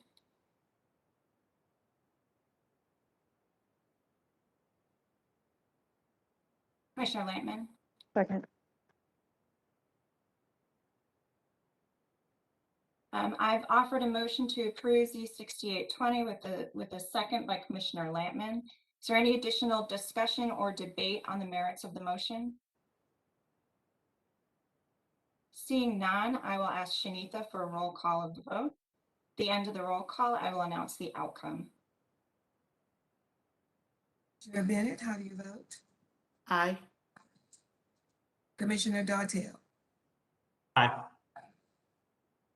Chair Fox, Aye. Commissioner Lampman, Aye. Commissioner Miller, Aye. Commissioner O'Haver, I'm going to vote nay, but again, specifically as it relates to stories, nothing else. Commissioner Raines. I can also vote nay, based on the small area plan recommendation and height limitation only. And I do agree with what Chair Fox said about reducing pressure on housing, but I'm still going to vote nay. Thanks. The motion passes 5-2. Thank you, Chair Fox. And I mentioned at the to you before the meeting began, but I'm going to have to sign off now. So thank you to everyone, and I'll circle back to stay tuned to the rest of the meeting. Thanks. Thank you. I believe we still have a quorum, so we can move on to item F.2, case number Z2821. This is a request to rezone approximately 99.7 acres comprised of parcels located on Watkinstown Road, Old Watkins Road, and Old Milburnie Road from residential 30 to residential 6 conditional use and residential 6. This case is related to the annexation petition AX 1421. The annexation is required so that the site can connect to city services, including sewer and water. This item has not been previously discussed, so I will ask to start off with a staff presentation from Ira Mabel. Good morning. Thank you, Chair Fox. Ira Mabel here. Yeah, your deadline for this request is January. I will also note that the request is actually for 2 zoning districts, which I'll get into later. There's an R6 general district and an R6 conditional district. Can you jump to the next slide? So all of the white area in this map is Wake County zoning. The site is currently not within the city's jurisdiction. So as mentioned, annexation will be required. And is mostly residential out here. That strip of green CM is Harris Creek, which drains to the Neuse River. Next slide. For just a bit more context, it's direct due east from the 540-401 interchange and the 541 North PD, which you have reviewed several times, I believe. And you can see the Neuse River there as another landmark. Next slide. A bit of a close-up view of the site, currently mostly fields and trees. As I mentioned, the creek on the far western portion of the site and a little bit of its floodplain also on that sort of peninsula portion. There is a portion of the site on both the east and west side of Watkinstown Road.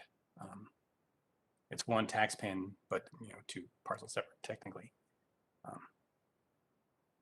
Next slide. Just a couple of pictures of that. Next slide. So quite a number of conditions. I compressed some of them. The first couple were really describing the open space requirements of the conservation development option in the UDO. So the amount and contiguity and dimensions of open space, basically replicated in zoning conditions here.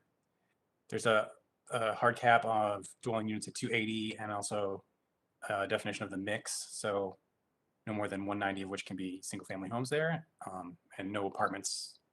So it would be detached, attached, and townhouse units. UDO regulations require controlling for 2 and 10-year storm events. This condition adds a 25-year event. They require a 20-foot protective yard on the north end of the property in on the property line. Slide. Specifying that if, so as I said, the open space conditions are what we require for conservation development. So they could, easily come in with a conservation development option site plan, but they're saying that, but they don't have to. They'll have to have the open space either way.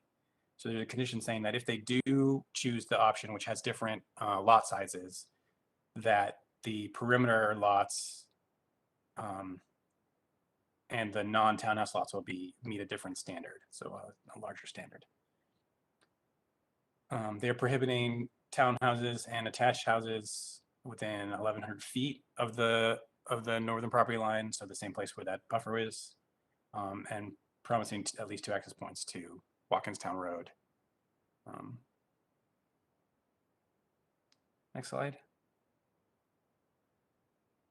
This is a bit of a picture describing all that stuff. So that green line is where the 20-foot buffer would be required. It's also about the size of 20 feet, actually, at this scale. And then that blue zone would be where the townhouses could go on the site. There's no restriction of townhouses on the east side of Watkinstown Road, so that entire portion over there could be, anything. And this is also showing the R6 portion. So none of those conditions I just described would apply to that sort of the top right corner there in yellow. That would just be a general use R6 district. So anything under R6 could go there. Next slide. So currently under Wake County zoning would allow around just under 1.5 units per acre. And the request, if you add all together, the 2 districts would allow just over 300, so up to 3 units per acre, and would allow townhouses, which is very different than Wake County's dimensional standards for what would be allowed in their R30 district. Next slide, please. Not a lot of transit access out here, so fairly low score across the board for all this stuff. Go to the next slide. Would allow a lot more types of housing development, including smaller units, which are generally more affordable. Although again, no apartments, just up through townhouses. Next slide. The demographic indicator is actually fairly similar to Raleigh average out here, believe it or not. Say a little bit lower in the low income population percentage. which makes sense. A lot of the housing is actually relatively affordable given the size of the lots, in my opinion anyway. Next slide. So has been the history, it has been mostly rural. I now can't recall when the subdivision to the Willow Lake subdivision to north was built, but and housing costs have been actually fairly stable out here compared to the growth in the city. Next slide. Is consistent with low density residential. Next slide, please. And consistent with the comprehensive plan overall. It's no urban format, and generally not a lot of urban form conditions come in with residential districts in any event. But next slide, please. Consistent with policies about compact development, housing variety, the open space, so all those conditions requiring the open space trigger that. I will note that, consistent with policy LU 3.4, which talks about infrastructure, generally city policy is to not consider annexations like this, which are outside our jurisdiction, unless they're adjacent to city limits and infrastructure is available. So the Willow Lake subdivision checks all of those boxes. So relatively simple extension of utilities here. Next slide. But having said that, still inconsistent with the policies that say we should not be growing first outside of our jurisdiction. So next slide, please. No other issues from me. Your deadline, as I mentioned, is in 2022, good Lord. But I'd be happy to answer any questions. Thank you for the presentation. Now I'd like to hear from the applicant team. The applicant and all those in support have a total of 10 minutes to speak. Good morning, Chair Fox and members of the commission. I'm Collier Marsh with Parker, Poe, Adams, and Bernstein at 301 Fayetteville Street on behalf of the applicant. I do have a presentation as well that hopefully will come up in a moment. We've got a number of folks with our team on the line that are also available to answer any questions. And Ira did a great job of summarizing this request, so I'll highlight some of the key commitments included in this rezoning, including some unique features that we typically don't see in rezoning cases. Next slide, please. So this slide shows our site and the surrounding area. It's approximately 102 acres with 7 parcels, generally oriented along Watkinstown Road, northeast Raleigh. The site is just south of the Willow Lake community, so you can see that the existing residential development north of our site. The red section of the property, as Ira mentioned, is a section that will not have the conditions applied to it that we're proposing, so it'll be an R6 section. The remainder will be R6 CU. The reason behind that is that the folks that live there want to stay there and want to keep their home site. So we're leaving it as is, but because this is an annexation, we're applying a new Raleigh zoning as part of this process. And we have filed that annexation petition concurrent with this rezoning request. Next slide, please. So the future land use map designation for the site is primarily low density residential and with a small portion as public parks and open space on that western edge. The low density residential designation is primarily for single family uses, although it says that townhomes and apartments are appropriate within that designation. Appropriate zoning districts are R2, R4, and R6. That public parks and open space designation applies to open space intended for recreational or resource conservation uses, and as well as parks and greenways. It's worth noting that we will be required at site plan to provide a greenway easement at that western edge in fulfillment of that public parks and open space designation. Overall, we're proposing a residential development that directly conforms with both future land use map designations by providing first appropriate residential uses and second some substantial open space commitments. Next slide, please. So when we started this process, our original request was for an R6 CU designation with 3 conditions, and those conditions were intended to reflect our commitment to develop the property under the conservation development option. So the three original conditions required a minimum of 40% of the site had to be open space. It means that more than 40 acres of the site will not be developed, will be maintained as open space. In addition, to qualify for that 40 acre commitment, that space has to be a minimum of 50 feet wide. Then a minimum of 40% of lots have to abut that open space commitment, and then a minimum of 60% of that open space has to be contiguous. Again, this all mimics the conservation development option requirements. We propose these commitments from the outset of the project.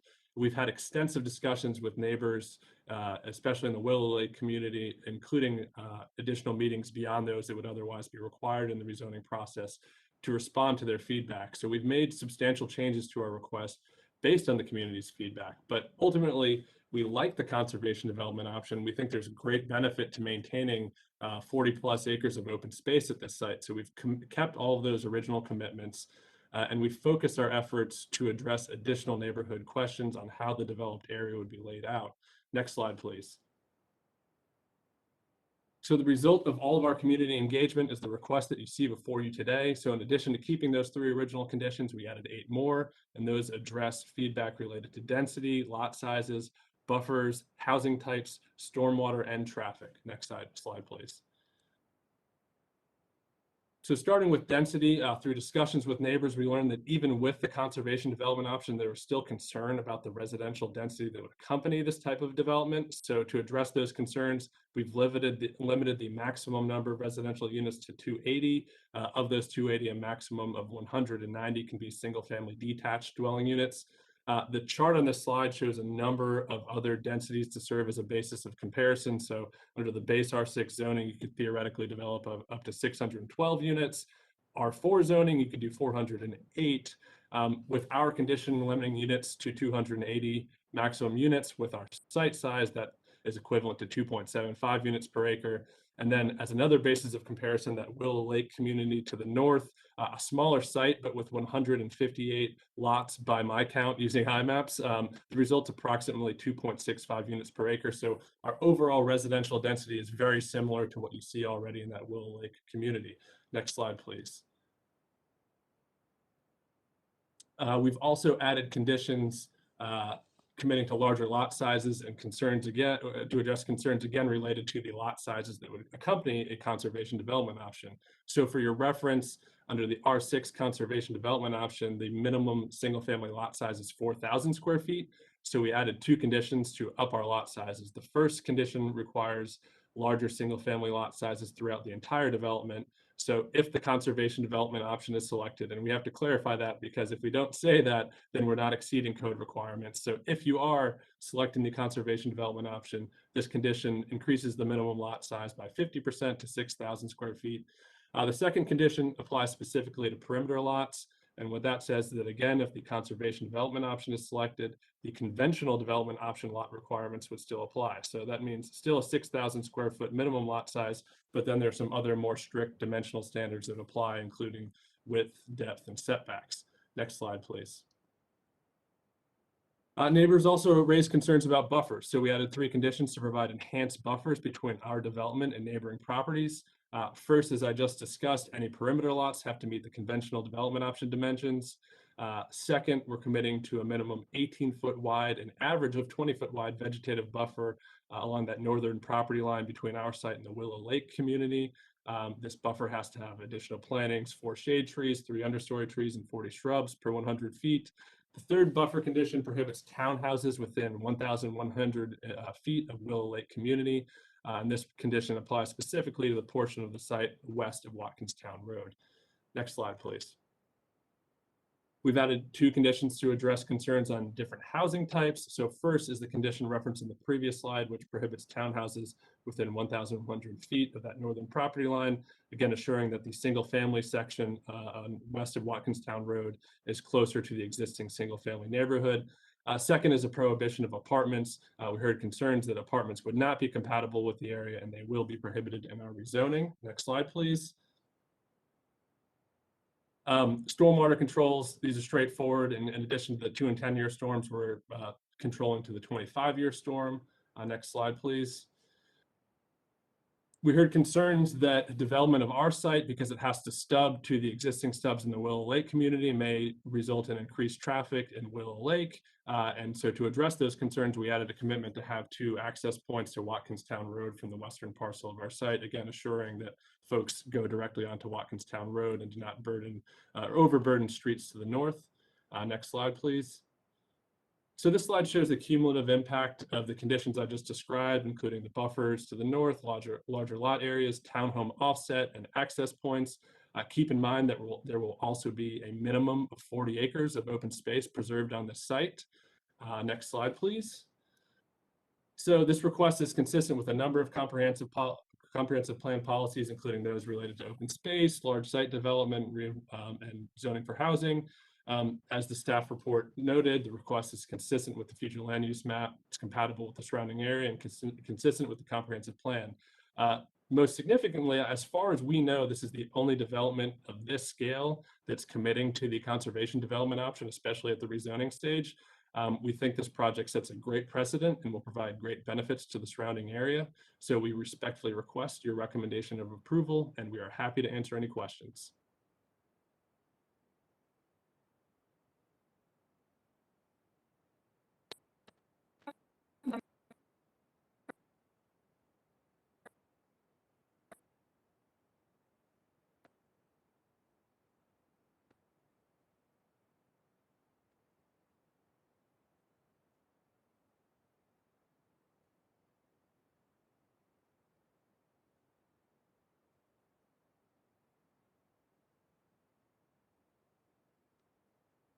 Looks like we've lost Chair Fox.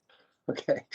Bynum, nobody moved, and then you finally moved. I was going to say, looks like me, but everybody was just frozen, so I wasn't sure if it was me or what. So I think it's just Chair Fox. yeah, okay, all right.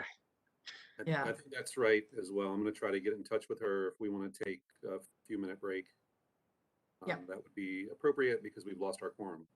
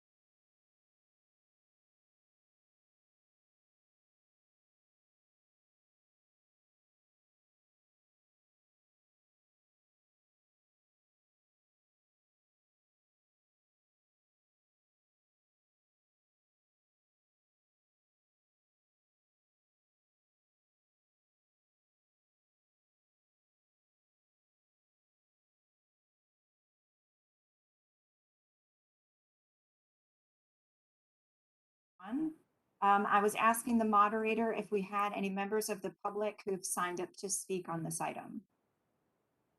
We have one speaker, Clifford Humphrey.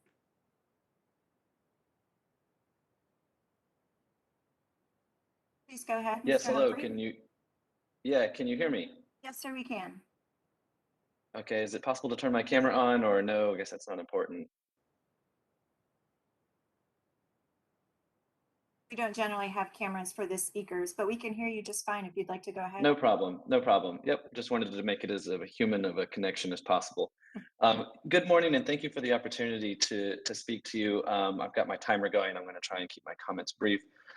I just moved to Raleigh a year ago and was living in the Heritage District of Wake Forest. And while my wife and I were looking for a house where we could purchase, and she was pregnant, and we just have a 2-month-old. So we were very eager to find a house, and we were getting very desperate when the housing market looked like it would be impossible for people in sort of the middle class range like we are. And we ended up buying a house in the Willow Lake district, and I live at the end of the cul-de-sac furthest to the west and buffering with where the new zoning project is planned. When I purchased the house, I had about 2 days to make a decision, and when we bought it, we did not know that the zone. We were delighted to find the farm and the empty land behind our house, and we were very disheartened to learn that it was going to be developed. But we accepted it, and we knew that Raleigh is experiencing exponential growth right now, and it's a necessary important thing, and so we were glad to hear that. I did have some what you're looking at right now it's just a study on overcrowding, and I know that there's an issue that was already been raised about the exceptional nature of being able to debate this rezoning request because it does lie outside of the official city area. So I put that forward because I want to recognize legally this is an exceptional case, but that's not what I want to base my argument on. I oppose this zoning request on the basis of I have a PhD in politics, political science, and I've spent a lot of my time studying what are the conditions conducive to human flourishing, and for me the most important thing in my studies at least is friendship between citizens and especially neighbors. And I found just in my studies and in my own experience, having lived in Manhattan and New York City, very overcrowded places, that friendship between citizens and neighbors becomes all the more difficult, the more crowded it becomes. And this was a famous study done showing effects of overcrowding that was done on rodents and showing how just increased density creates stress and distrust between individuals and members.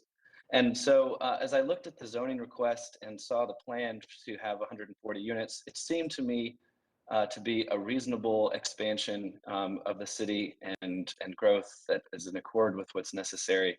But when I saw the request to double that to 280 units, it seemed to me to be beyond what was reasonable as far as what is conducive to friendship. And my wife and I chose this Willow Lake area simply because it seemed to be one of the areas in the city that was a little bit more, it felt more like home. Where we lived in our apartment in the Heritage, we heard nothing but cars zooming past us all the time. We didn't know our neighbors very well, and we frankly felt that we couldn't know our neighbors very well. I had an unusual experience when my wife and I moved in. We were there for 2 weeks, and then my wife gave birth to our daughter.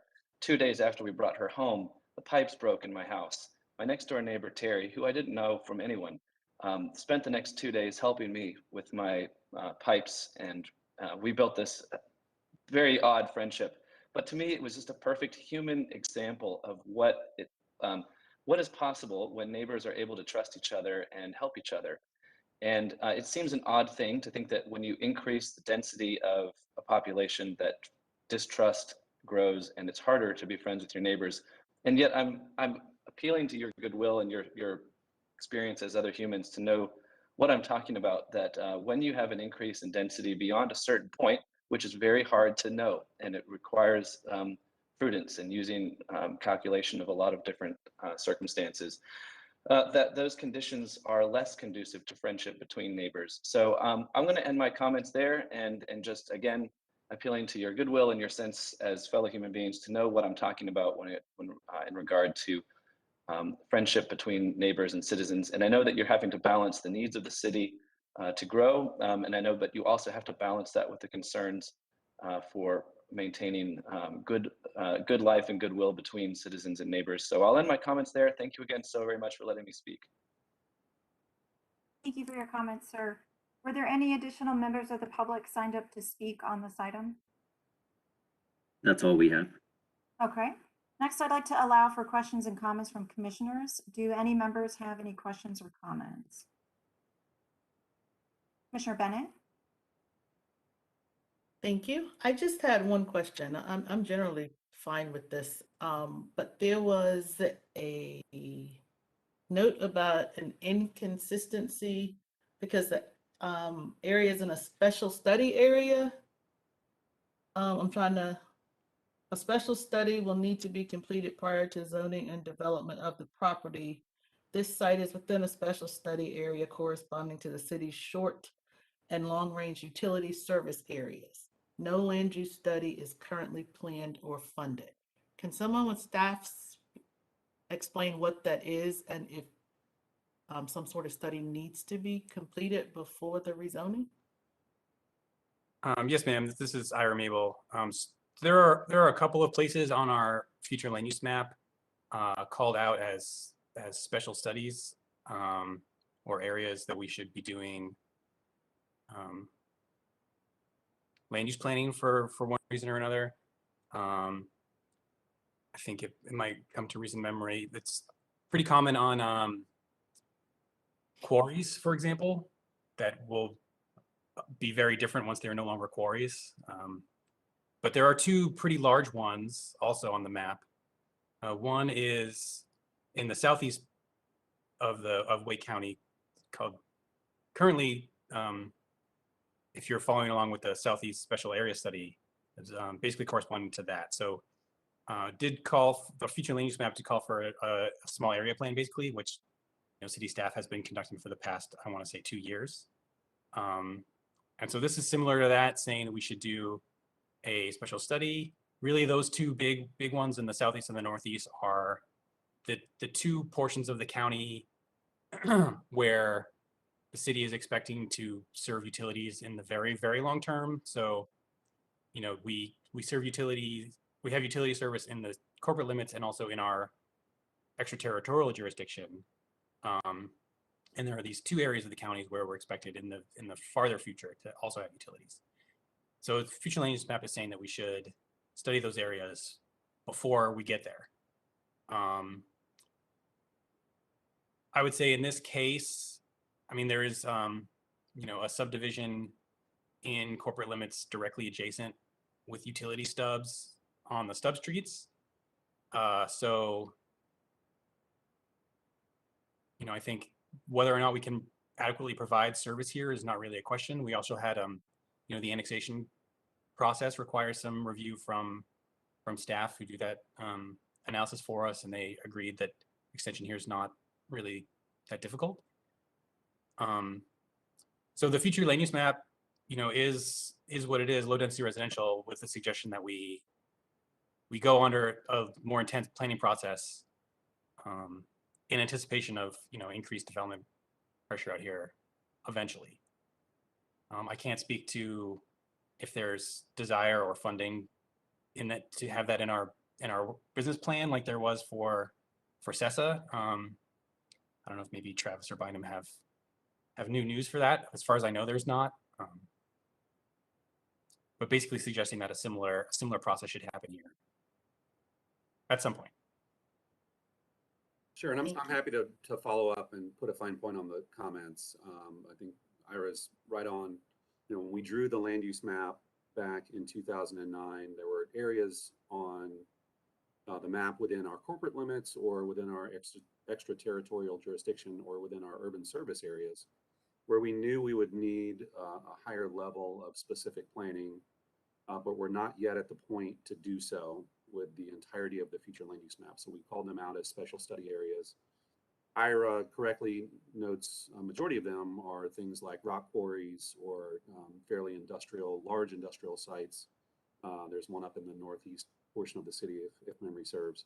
And then there are two other fairly large areas, which are in the northeast and the southeast of our USA. And Ira mentioned that we're currently performing the Southeast Special Study Area. That's a direct product of a realization that we wanted to have a little bit more coordinated planning effort in that area. So that's an ongoing study right now.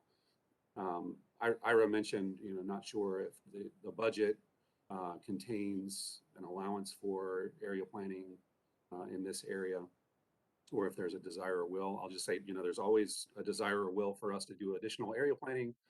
It comes down to two things. One is resources on city staff and budgetary constraints. So I don't believe that we have envisioned for the upcoming fiscal year an area planning process in this location, although I'm fairly confident we would have some money set aside for area planning. Yeah, this is Ira again. One other thing I'll note maybe that might help frame why we're doing a plan on one of these and not the other. So the public utility, Raleigh Water installed a pretty massive sewer interceptor to serve the News River Resource Recovery Facility, which is the city's main sewer treatment plant. And that is in the Southeast Special Study Area. So that pretty big increase in potential utility service, I think, made us think that the development pressure in the Southeast area would happen much sooner than in the Northeast. There isn't really an equivalent option for that. I mean, utility extension in the Northeast has to occur like it's occurring in this case, which is like a slow creep outward over time from the city's jurisdiction where it exists already. But the Southeast Interceptor basically spans the length of that special study area on the flume. So, recognizing that was going to, maybe spur some annexation requests that were not quite as gradual as we'd see elsewhere.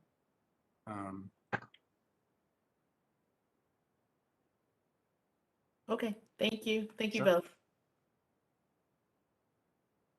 Do we have any additional questions or comments from commissioners? Seeing none, I would like to entertain a motion. Please remember to be recognized before you make a motion. And the motion should cite comprehensive plan consistency and include a statement of why the request is reasonable and in the public interest. Commissioner Bennett? Sure. I move to recommend adoption of the proposed consistency statement dated October 26, 2021, contained in the agenda materials, and to recommend approval of the zoning amendment. The action taken is reasonable and in the public interest because the request will facilitate new development utilizing public utilities that is compatible with the surrounding neighborhood character. Thank you. Commissioner O'Haver? Second. Thank you. Commissioner Bennett has offered a motion, seconded by Commissioner O'Haver for approval of Z 2021. Is there any additional discussion or debate about the merits of the motion? Seeing none, I will ask Shanita for a roll call of members to record their individual votes. At the end of the roll call, I will announce the outcome of the vote.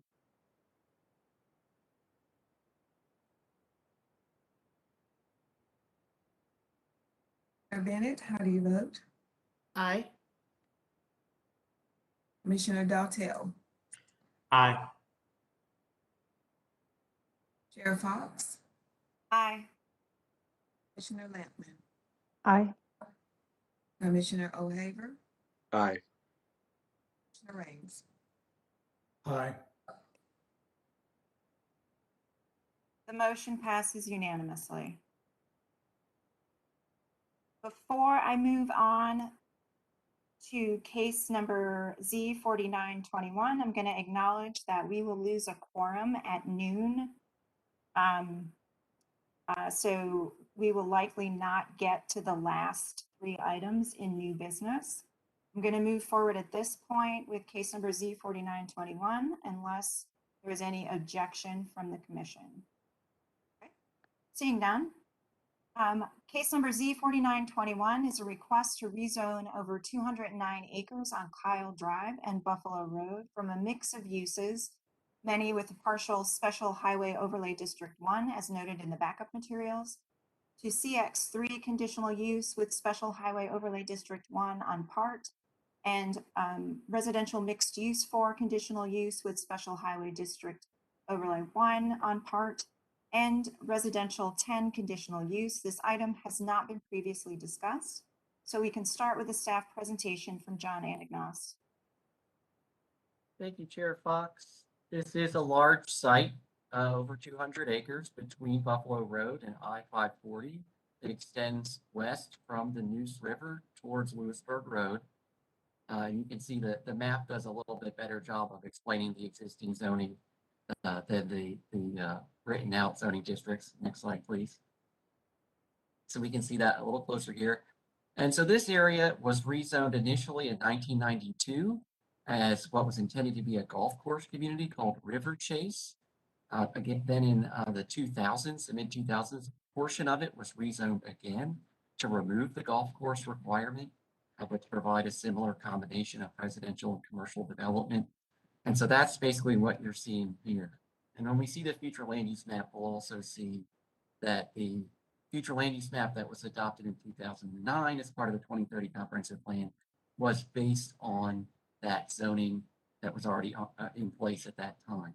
And so the future land use map very closely matches what you see in these zoning districts. But basically the layout is a central commercial area, or now that it's being rezoned through the UDO remapping process, a mixed use area, and then surrounded by residential zoning.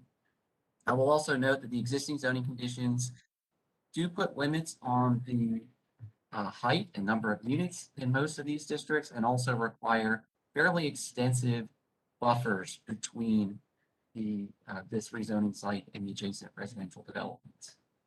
Next slide, please. So the area is almost completely wooded. You can see in this image the tributary to the Neuse River that extends from the southeast corner of the site towards the northwest. That area is protected by a Neuse riparian buffer, as well, and the Neuse River is also falls under that state regulation of Neuse riparian buffer protections. Next slide, please. This is the west end. The important thing to see here, and we'll see the street plan map in a moment, is that the street plan, Raleigh street plan, which is a map in the comprehensive plan, proposes that Spring Forest Road, which you can just barely see in the top left of this map, be extended east from Lewisburg Road through the parcel north of this site and eventually connect with Buffalo Road within this site. But this also gives you a sense of the adjacent development pattern. So low density residential to the southwest at this side of the site, and then rural residential directly south in this area. Next slide, please. On this slide, you can see the eastern portion of the site, again, that basically lake that forms as the end of a tributary to the Neuse River. Again, some low density residential to the southwest here, and then a new townhouse development that's being currently under construction. That's an approved site plan under construction just to the south between this site and Buffalo Road. And then another townhouse development on the east side of the Neuse River. Next slide, please. Here you can see the site from Buffalo Road. So this is just west of the Neuse River.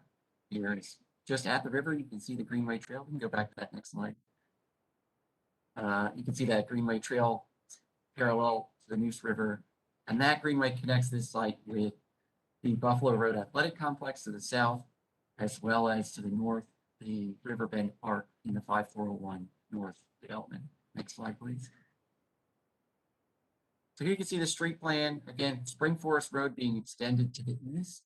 And what would happen in the future is that Spring Forest Road would become Buffalo Road as it passes through the site and continues towards the east.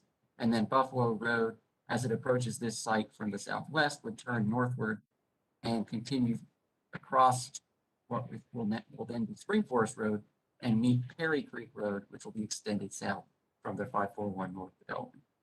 And so development of this site would require dedication of the right-of-way, construction of the streetscapes, and at least some of the construction of the lane width of those streets that fall within this site. And as you can see, the townhouse development to the south has already provided the right of way for the realignment of Buffalo Road to the north. And so this is part of a continuing extension of those streets. Next slide, please. This is the proposed zoning districts in the rezoning case. And so this is really reducing the number of districts and simplifying the boundaries. There would be a commercial mixed use zoning directly adjacent to the property to the south at the east side, and then residential mixed use with 4 stories north of that, and residential 10 extending to the west. Next slide, please. Can we go back to the previous slide? I will note that the applicant did modify the portion you can just see in the southwest quadrant of the future intersection that had been submitted as commercial mixed use. It is now proposed to be residential 10. Next slide, please. The conditions are fairly limited, so just a total limitation on number of dwelling units for the R10 and RX4 portions, and then some uses prohibited in CX3. The applicant has indicated that they would like to submit revisions to these conditions. Next slide, please.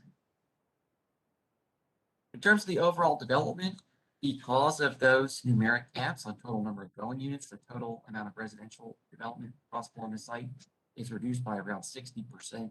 The commercial component is similar, but the retail potential would be reduced somewhat.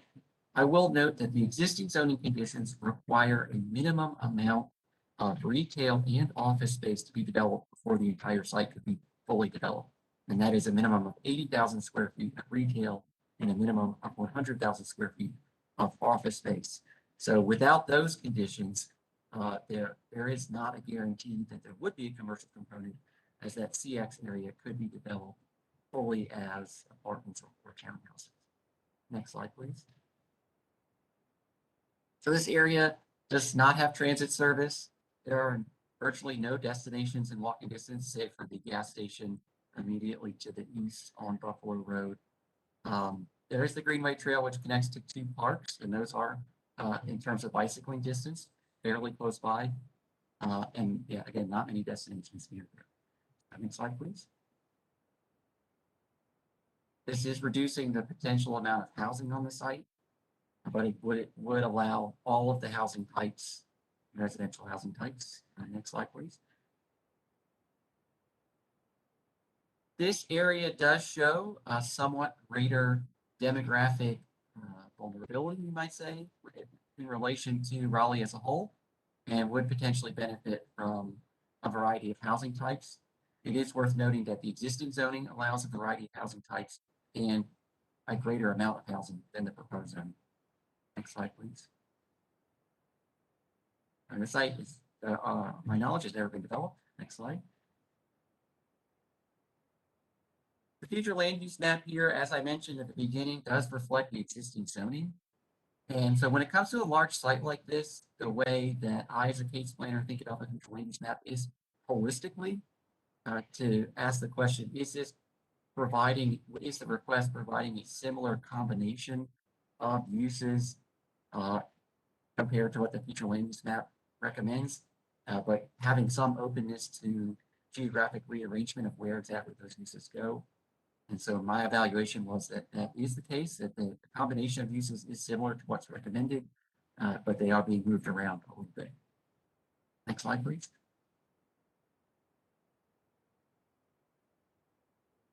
The urban form map here is a parkway corridor on I-540.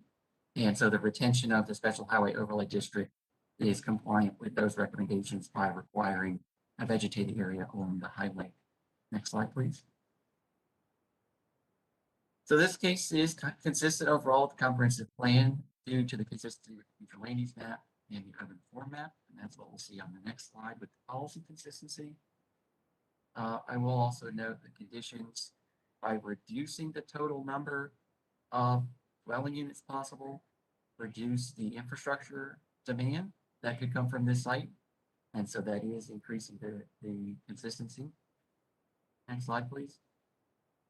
There are a number of inconsistent policies. And so it may appear as though if there are this many inconsistent policies, why is the overall evaluation consistent? And so Many of these policies are related to the amount of recreational or open space amenities provided by the rezoning request.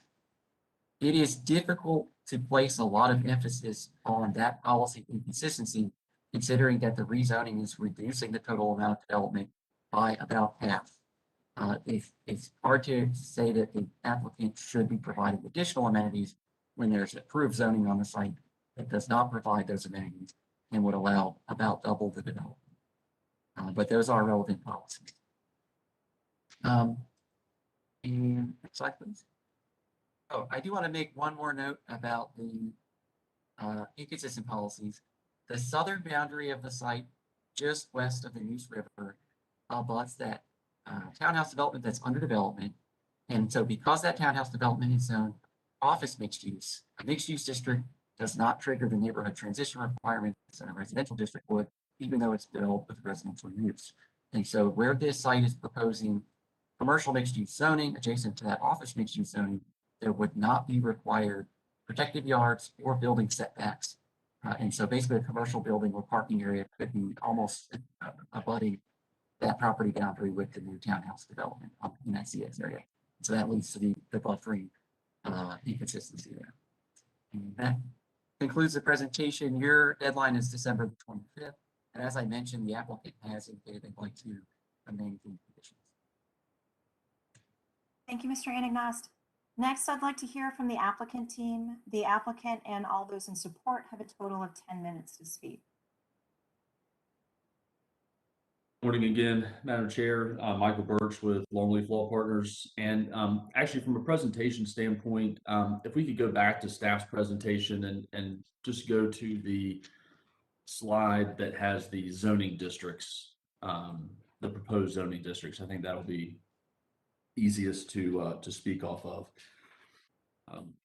Again, along with myself, I also have a number of members of the development consultant team on with me as well.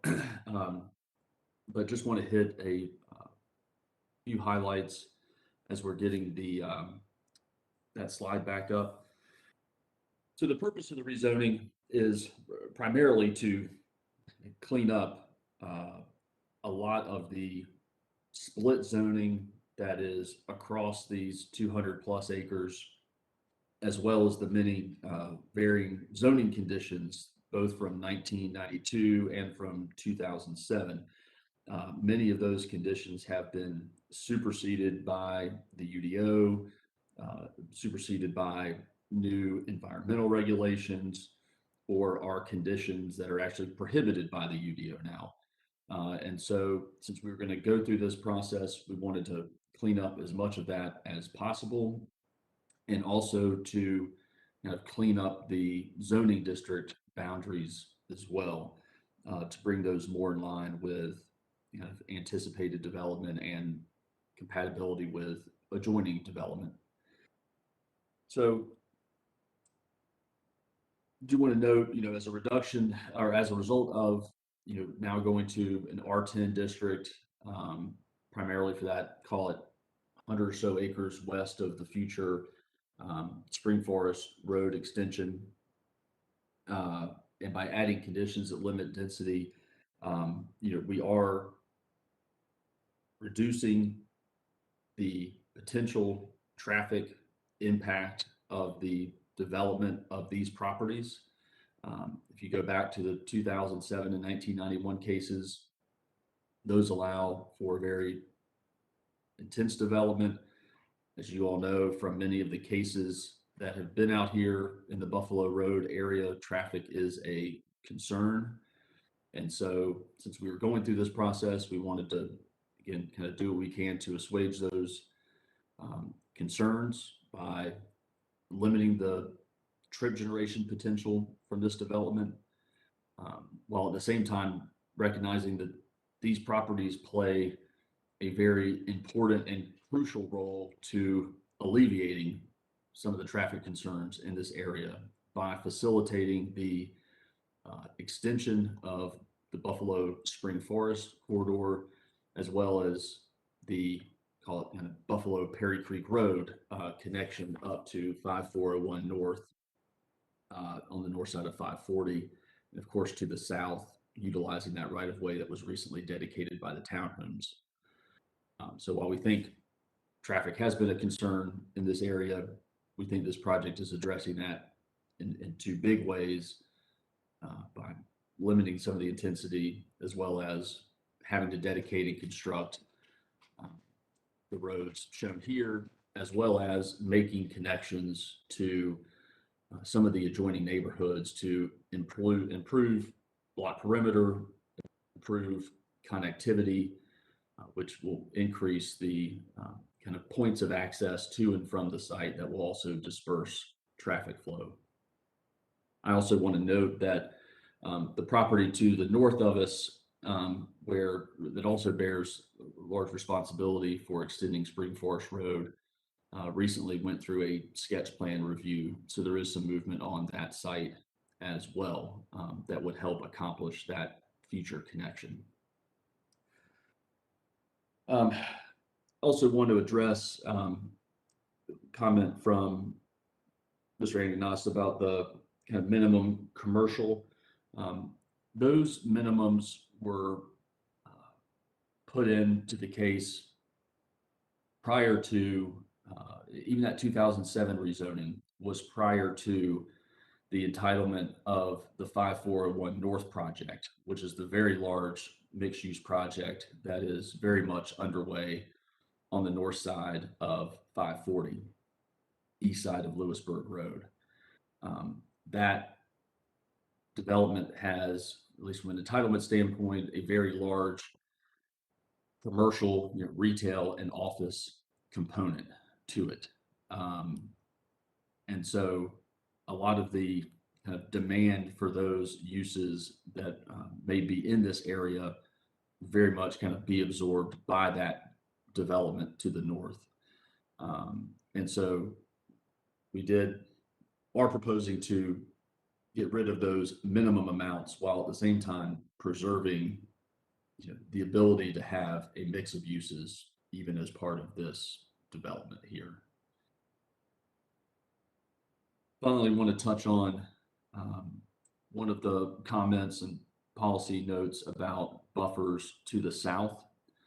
In this exhibit, you can kind of see really from where the R10 district starts on the east side near that future Spring Forest Road, essentially along the southern boundary line adjacent to that neighborhood, and then that neighborhood to the west, there is a buffered stream in that area that essentially dictates buffers and setbacks on our property as well.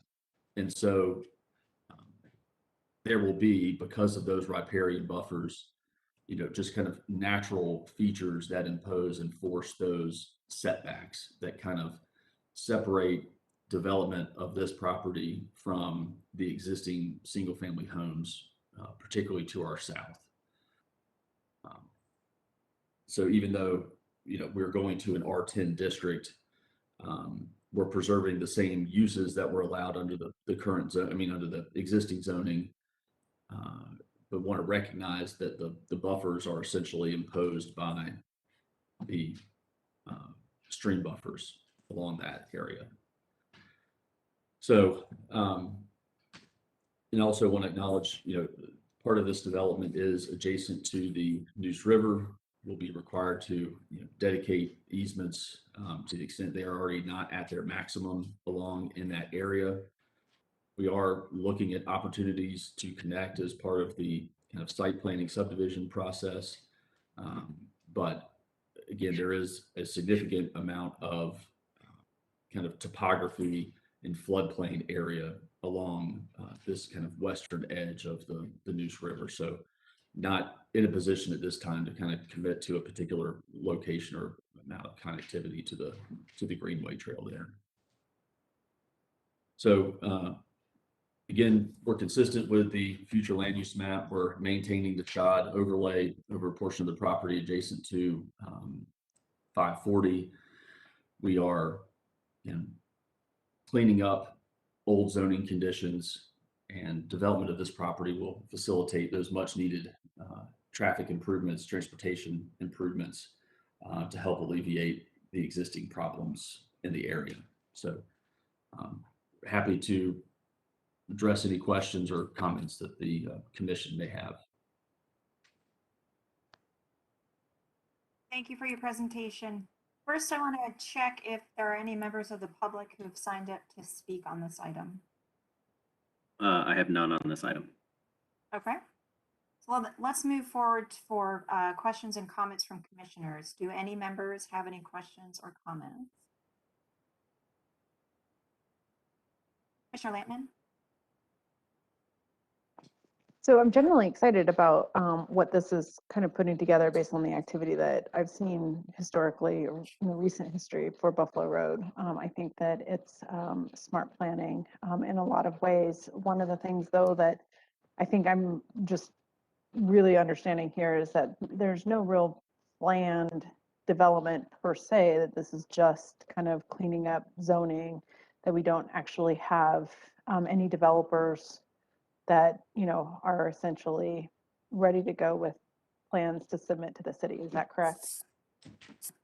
So, Ms. Lehman, no, so we actually do have a developer who actually wanted to go ahead and submit a subdivision plan because we think it's consistent with even with the existing zoning, knowing that we were going through this process. But, you know, we're told that we needed to wait to kind of go through this rezoning process. So there actually is a developer who's ready to execute on this project.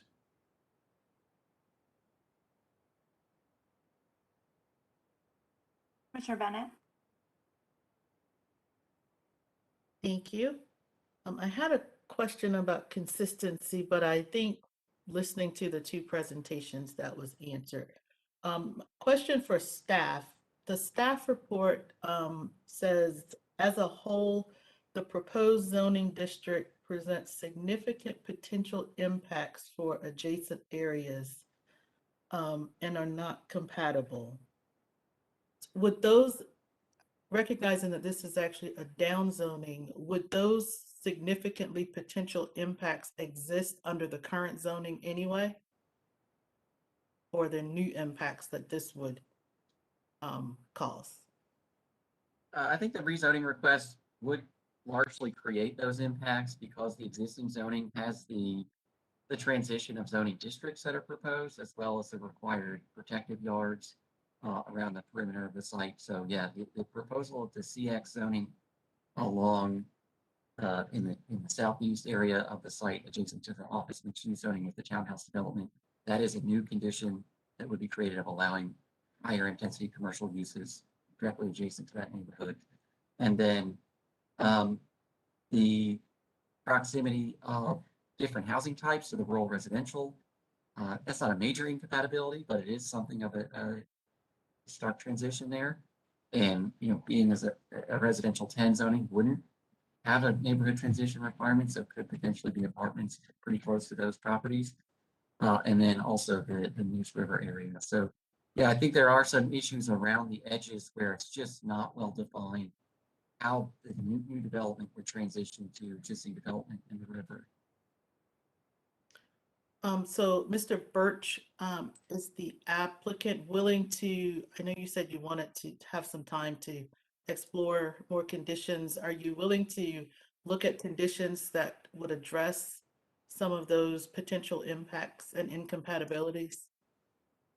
Yes, ma'am. With regard to the development adjacent to the single family areas, we were looking at a condition that would essentially limit, you know, single family building types along the southern border adjacent to those single family neighborhoods.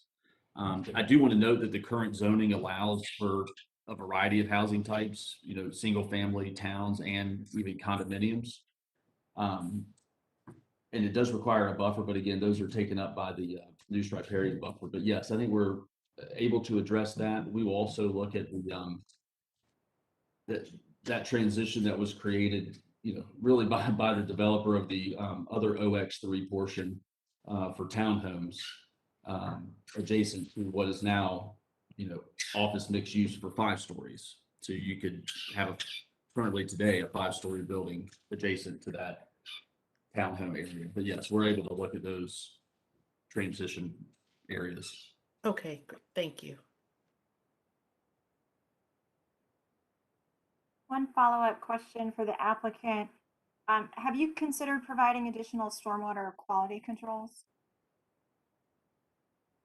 So no, we have not, because of the areas adjacent to the floodplain. Again, the city already has kind of standards for stormwater controls, are really kind of more focused on quality treatment adjacent to the noose. When you're that close to the floodplain, staff wants to be able to determine at subdivision site plan whether to detain or not. So we have not, provided for any additional detention. But I will note that council has adopted, a text change that has improved, setbacks from, or excuse me, staying out of the floodplain. So. An additional question for staff and perhaps the applicant. I noticed in the staff review, there's a higher percentage of low English proficiency than in many of the other cases we've seen. Does the city have any additional requirements for targeted outreach when that's the case? No, we use the same mailed notice and posting on the web and sign posting along the road. I think that might just be something we talk about at a later time. Are there any additional questions or comments from commissioners? Commissioner O'Haver? Yeah, just quickly, and understanding that the applicant's willing to go back and refine maybe some of their conditions. I hear staff mentioning why there's so many inconsistent policies and it being around open space and the added conditions to limit density. But under LU 12.3, where they talk about the park level of service is a D in this area and all the number of units that are coming on board. And with 200 acres and the fact that they're limiting the number of units, is there an opportunity to at least provide some space or an area for open space or for park? Again, I'm not trying to put an additional burden of cost, but it just seems like we could clean up a lot of those inconsistent policies with a gesture to preserve or provide open space, parks, etc. In this area, again, knowing that they're limiting their density and cutting the number of units in half. So just something for the applicant to consider. Commissioner Lampman? I would agree with that point. I think perhaps maybe there might be some dual purpose there. If you have open space, you kind of by de facto may have additional stormwater abilities, having more grass may be a benefit in the overall plan. So that might actually be a really encouraging proposal as a condition. The other thought that I have is traffic has always been a pretty significant concern of mine in this area, which is why in this particular rezoning, I'm favorable to the lower density requirements. I don't know if staff can educate us on the, kind of like the timing of when those road extensions might come on. I'm sure at this point it would all be hypothetical, but, at what point can we start to get additional infrastructure support at Buffalo Road and 540? Because it looks like if we do that extension to Spring Forest Road, that would be tremendously helpful in that particular area. Well, for the rezoning site, the timing is based on their development plan. So when they propose a development plan that touches one of those proposed streets, then that triggers the requirement that they dedicate that right of way and construct the street. In most cases, with a situation like this, the developer obviously is going to start with the portion of the site that has direct access to an existing road, and then work their way into the site from there, usually in a couple phases. And then, when it reaches the north end of the site, where it would facilitate the connection with Perry Creek Road across 540, then there would need to be additional conversation with the city and NCDOT about how to construct the overpass or underpass that would allow that connection with would not provide access to 540, which is passing 540.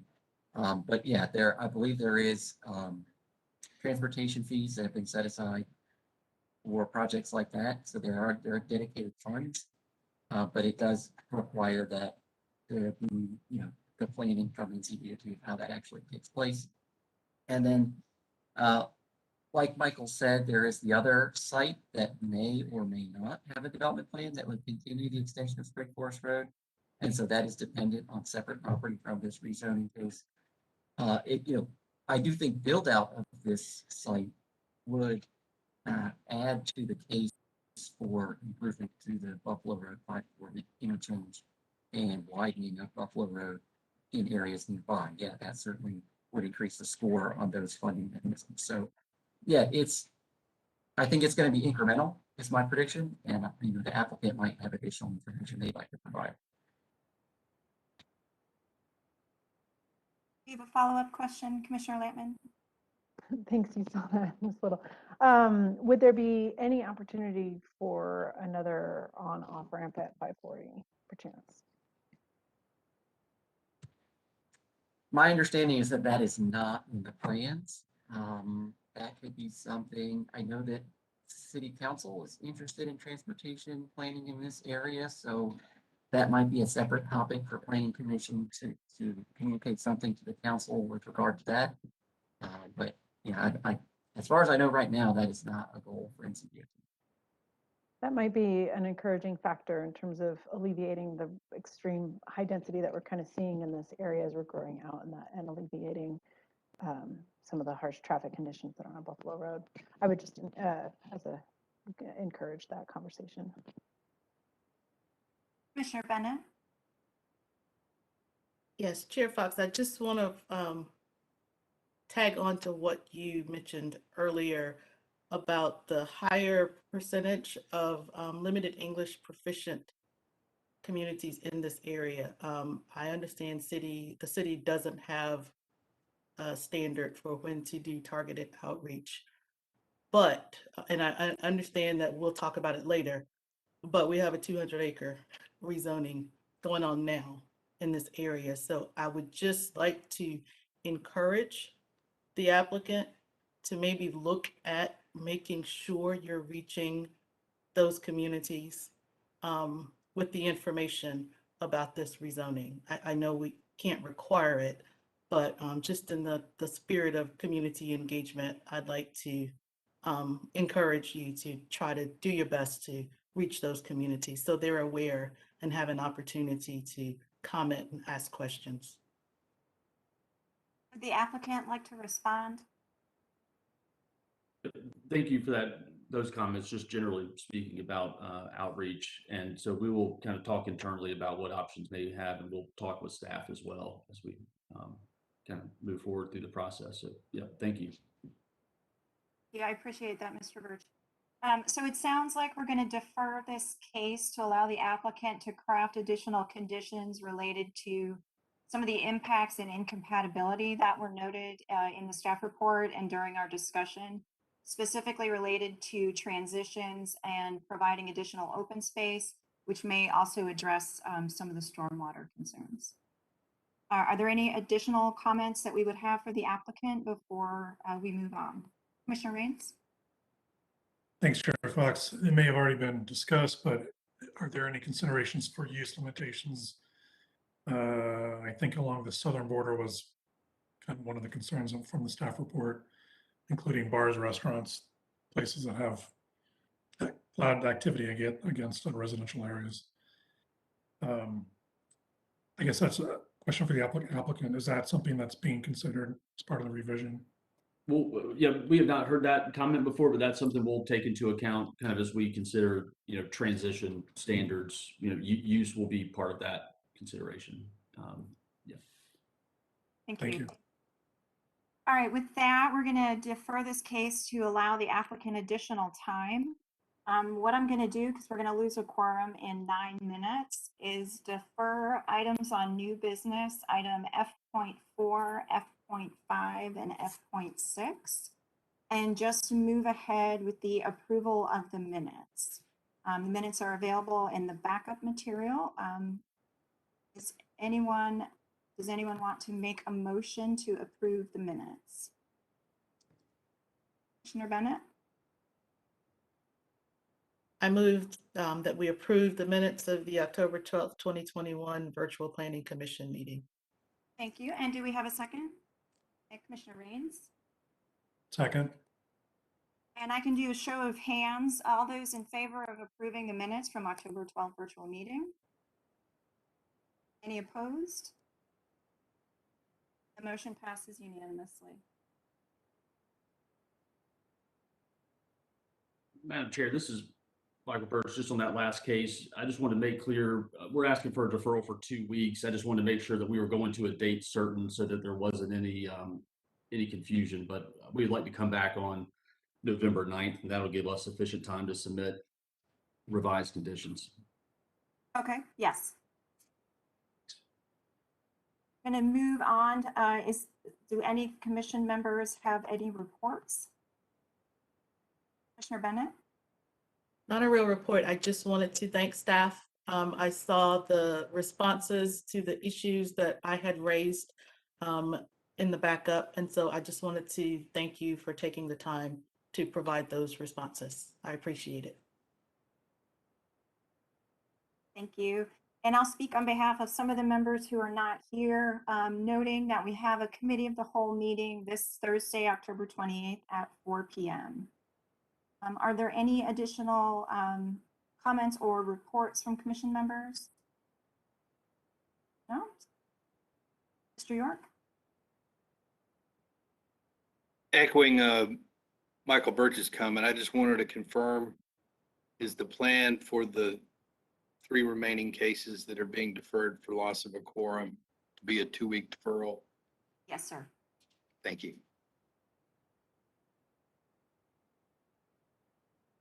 I do not have a report, so I'll move on to the report of the Deputy Planning Director. I believe Bynum Walter is sitting in at this point. That's right. Thank you, Chair Fox. I just want to, you can read the details for yourself, but I would just note that the most recent council meeting was incredibly productive in terms of resolving our shared workload. You all have been very busy. We have been very busy. And so to see 7 zoning cases and 3 other legislative decisions made in one meeting is pretty significant. That doesn't happen often. And then there are a couple of items that you had previously reviewed that are being modified. The public hearing has happened. So one of the Old Milburnie Road cases and the Blue Ridge Road case where the church is seeking to build an office building on a portion of their property, those are both ongoing. And then a case out on Lewisburg Road is going to be modified before the public hearing happens. And then we have more public hearings upcoming next week and in 3 weeks. So lots going on, as well as a citizen-initiated text change for use standard variances. So you'll be seeing that probably in text change committee and then as a committee report before too long. Any questions? No? Is there anything else for the good of the order? Okay, seeing none, that concludes this meeting of the Planning Commission. Thank you, everyone.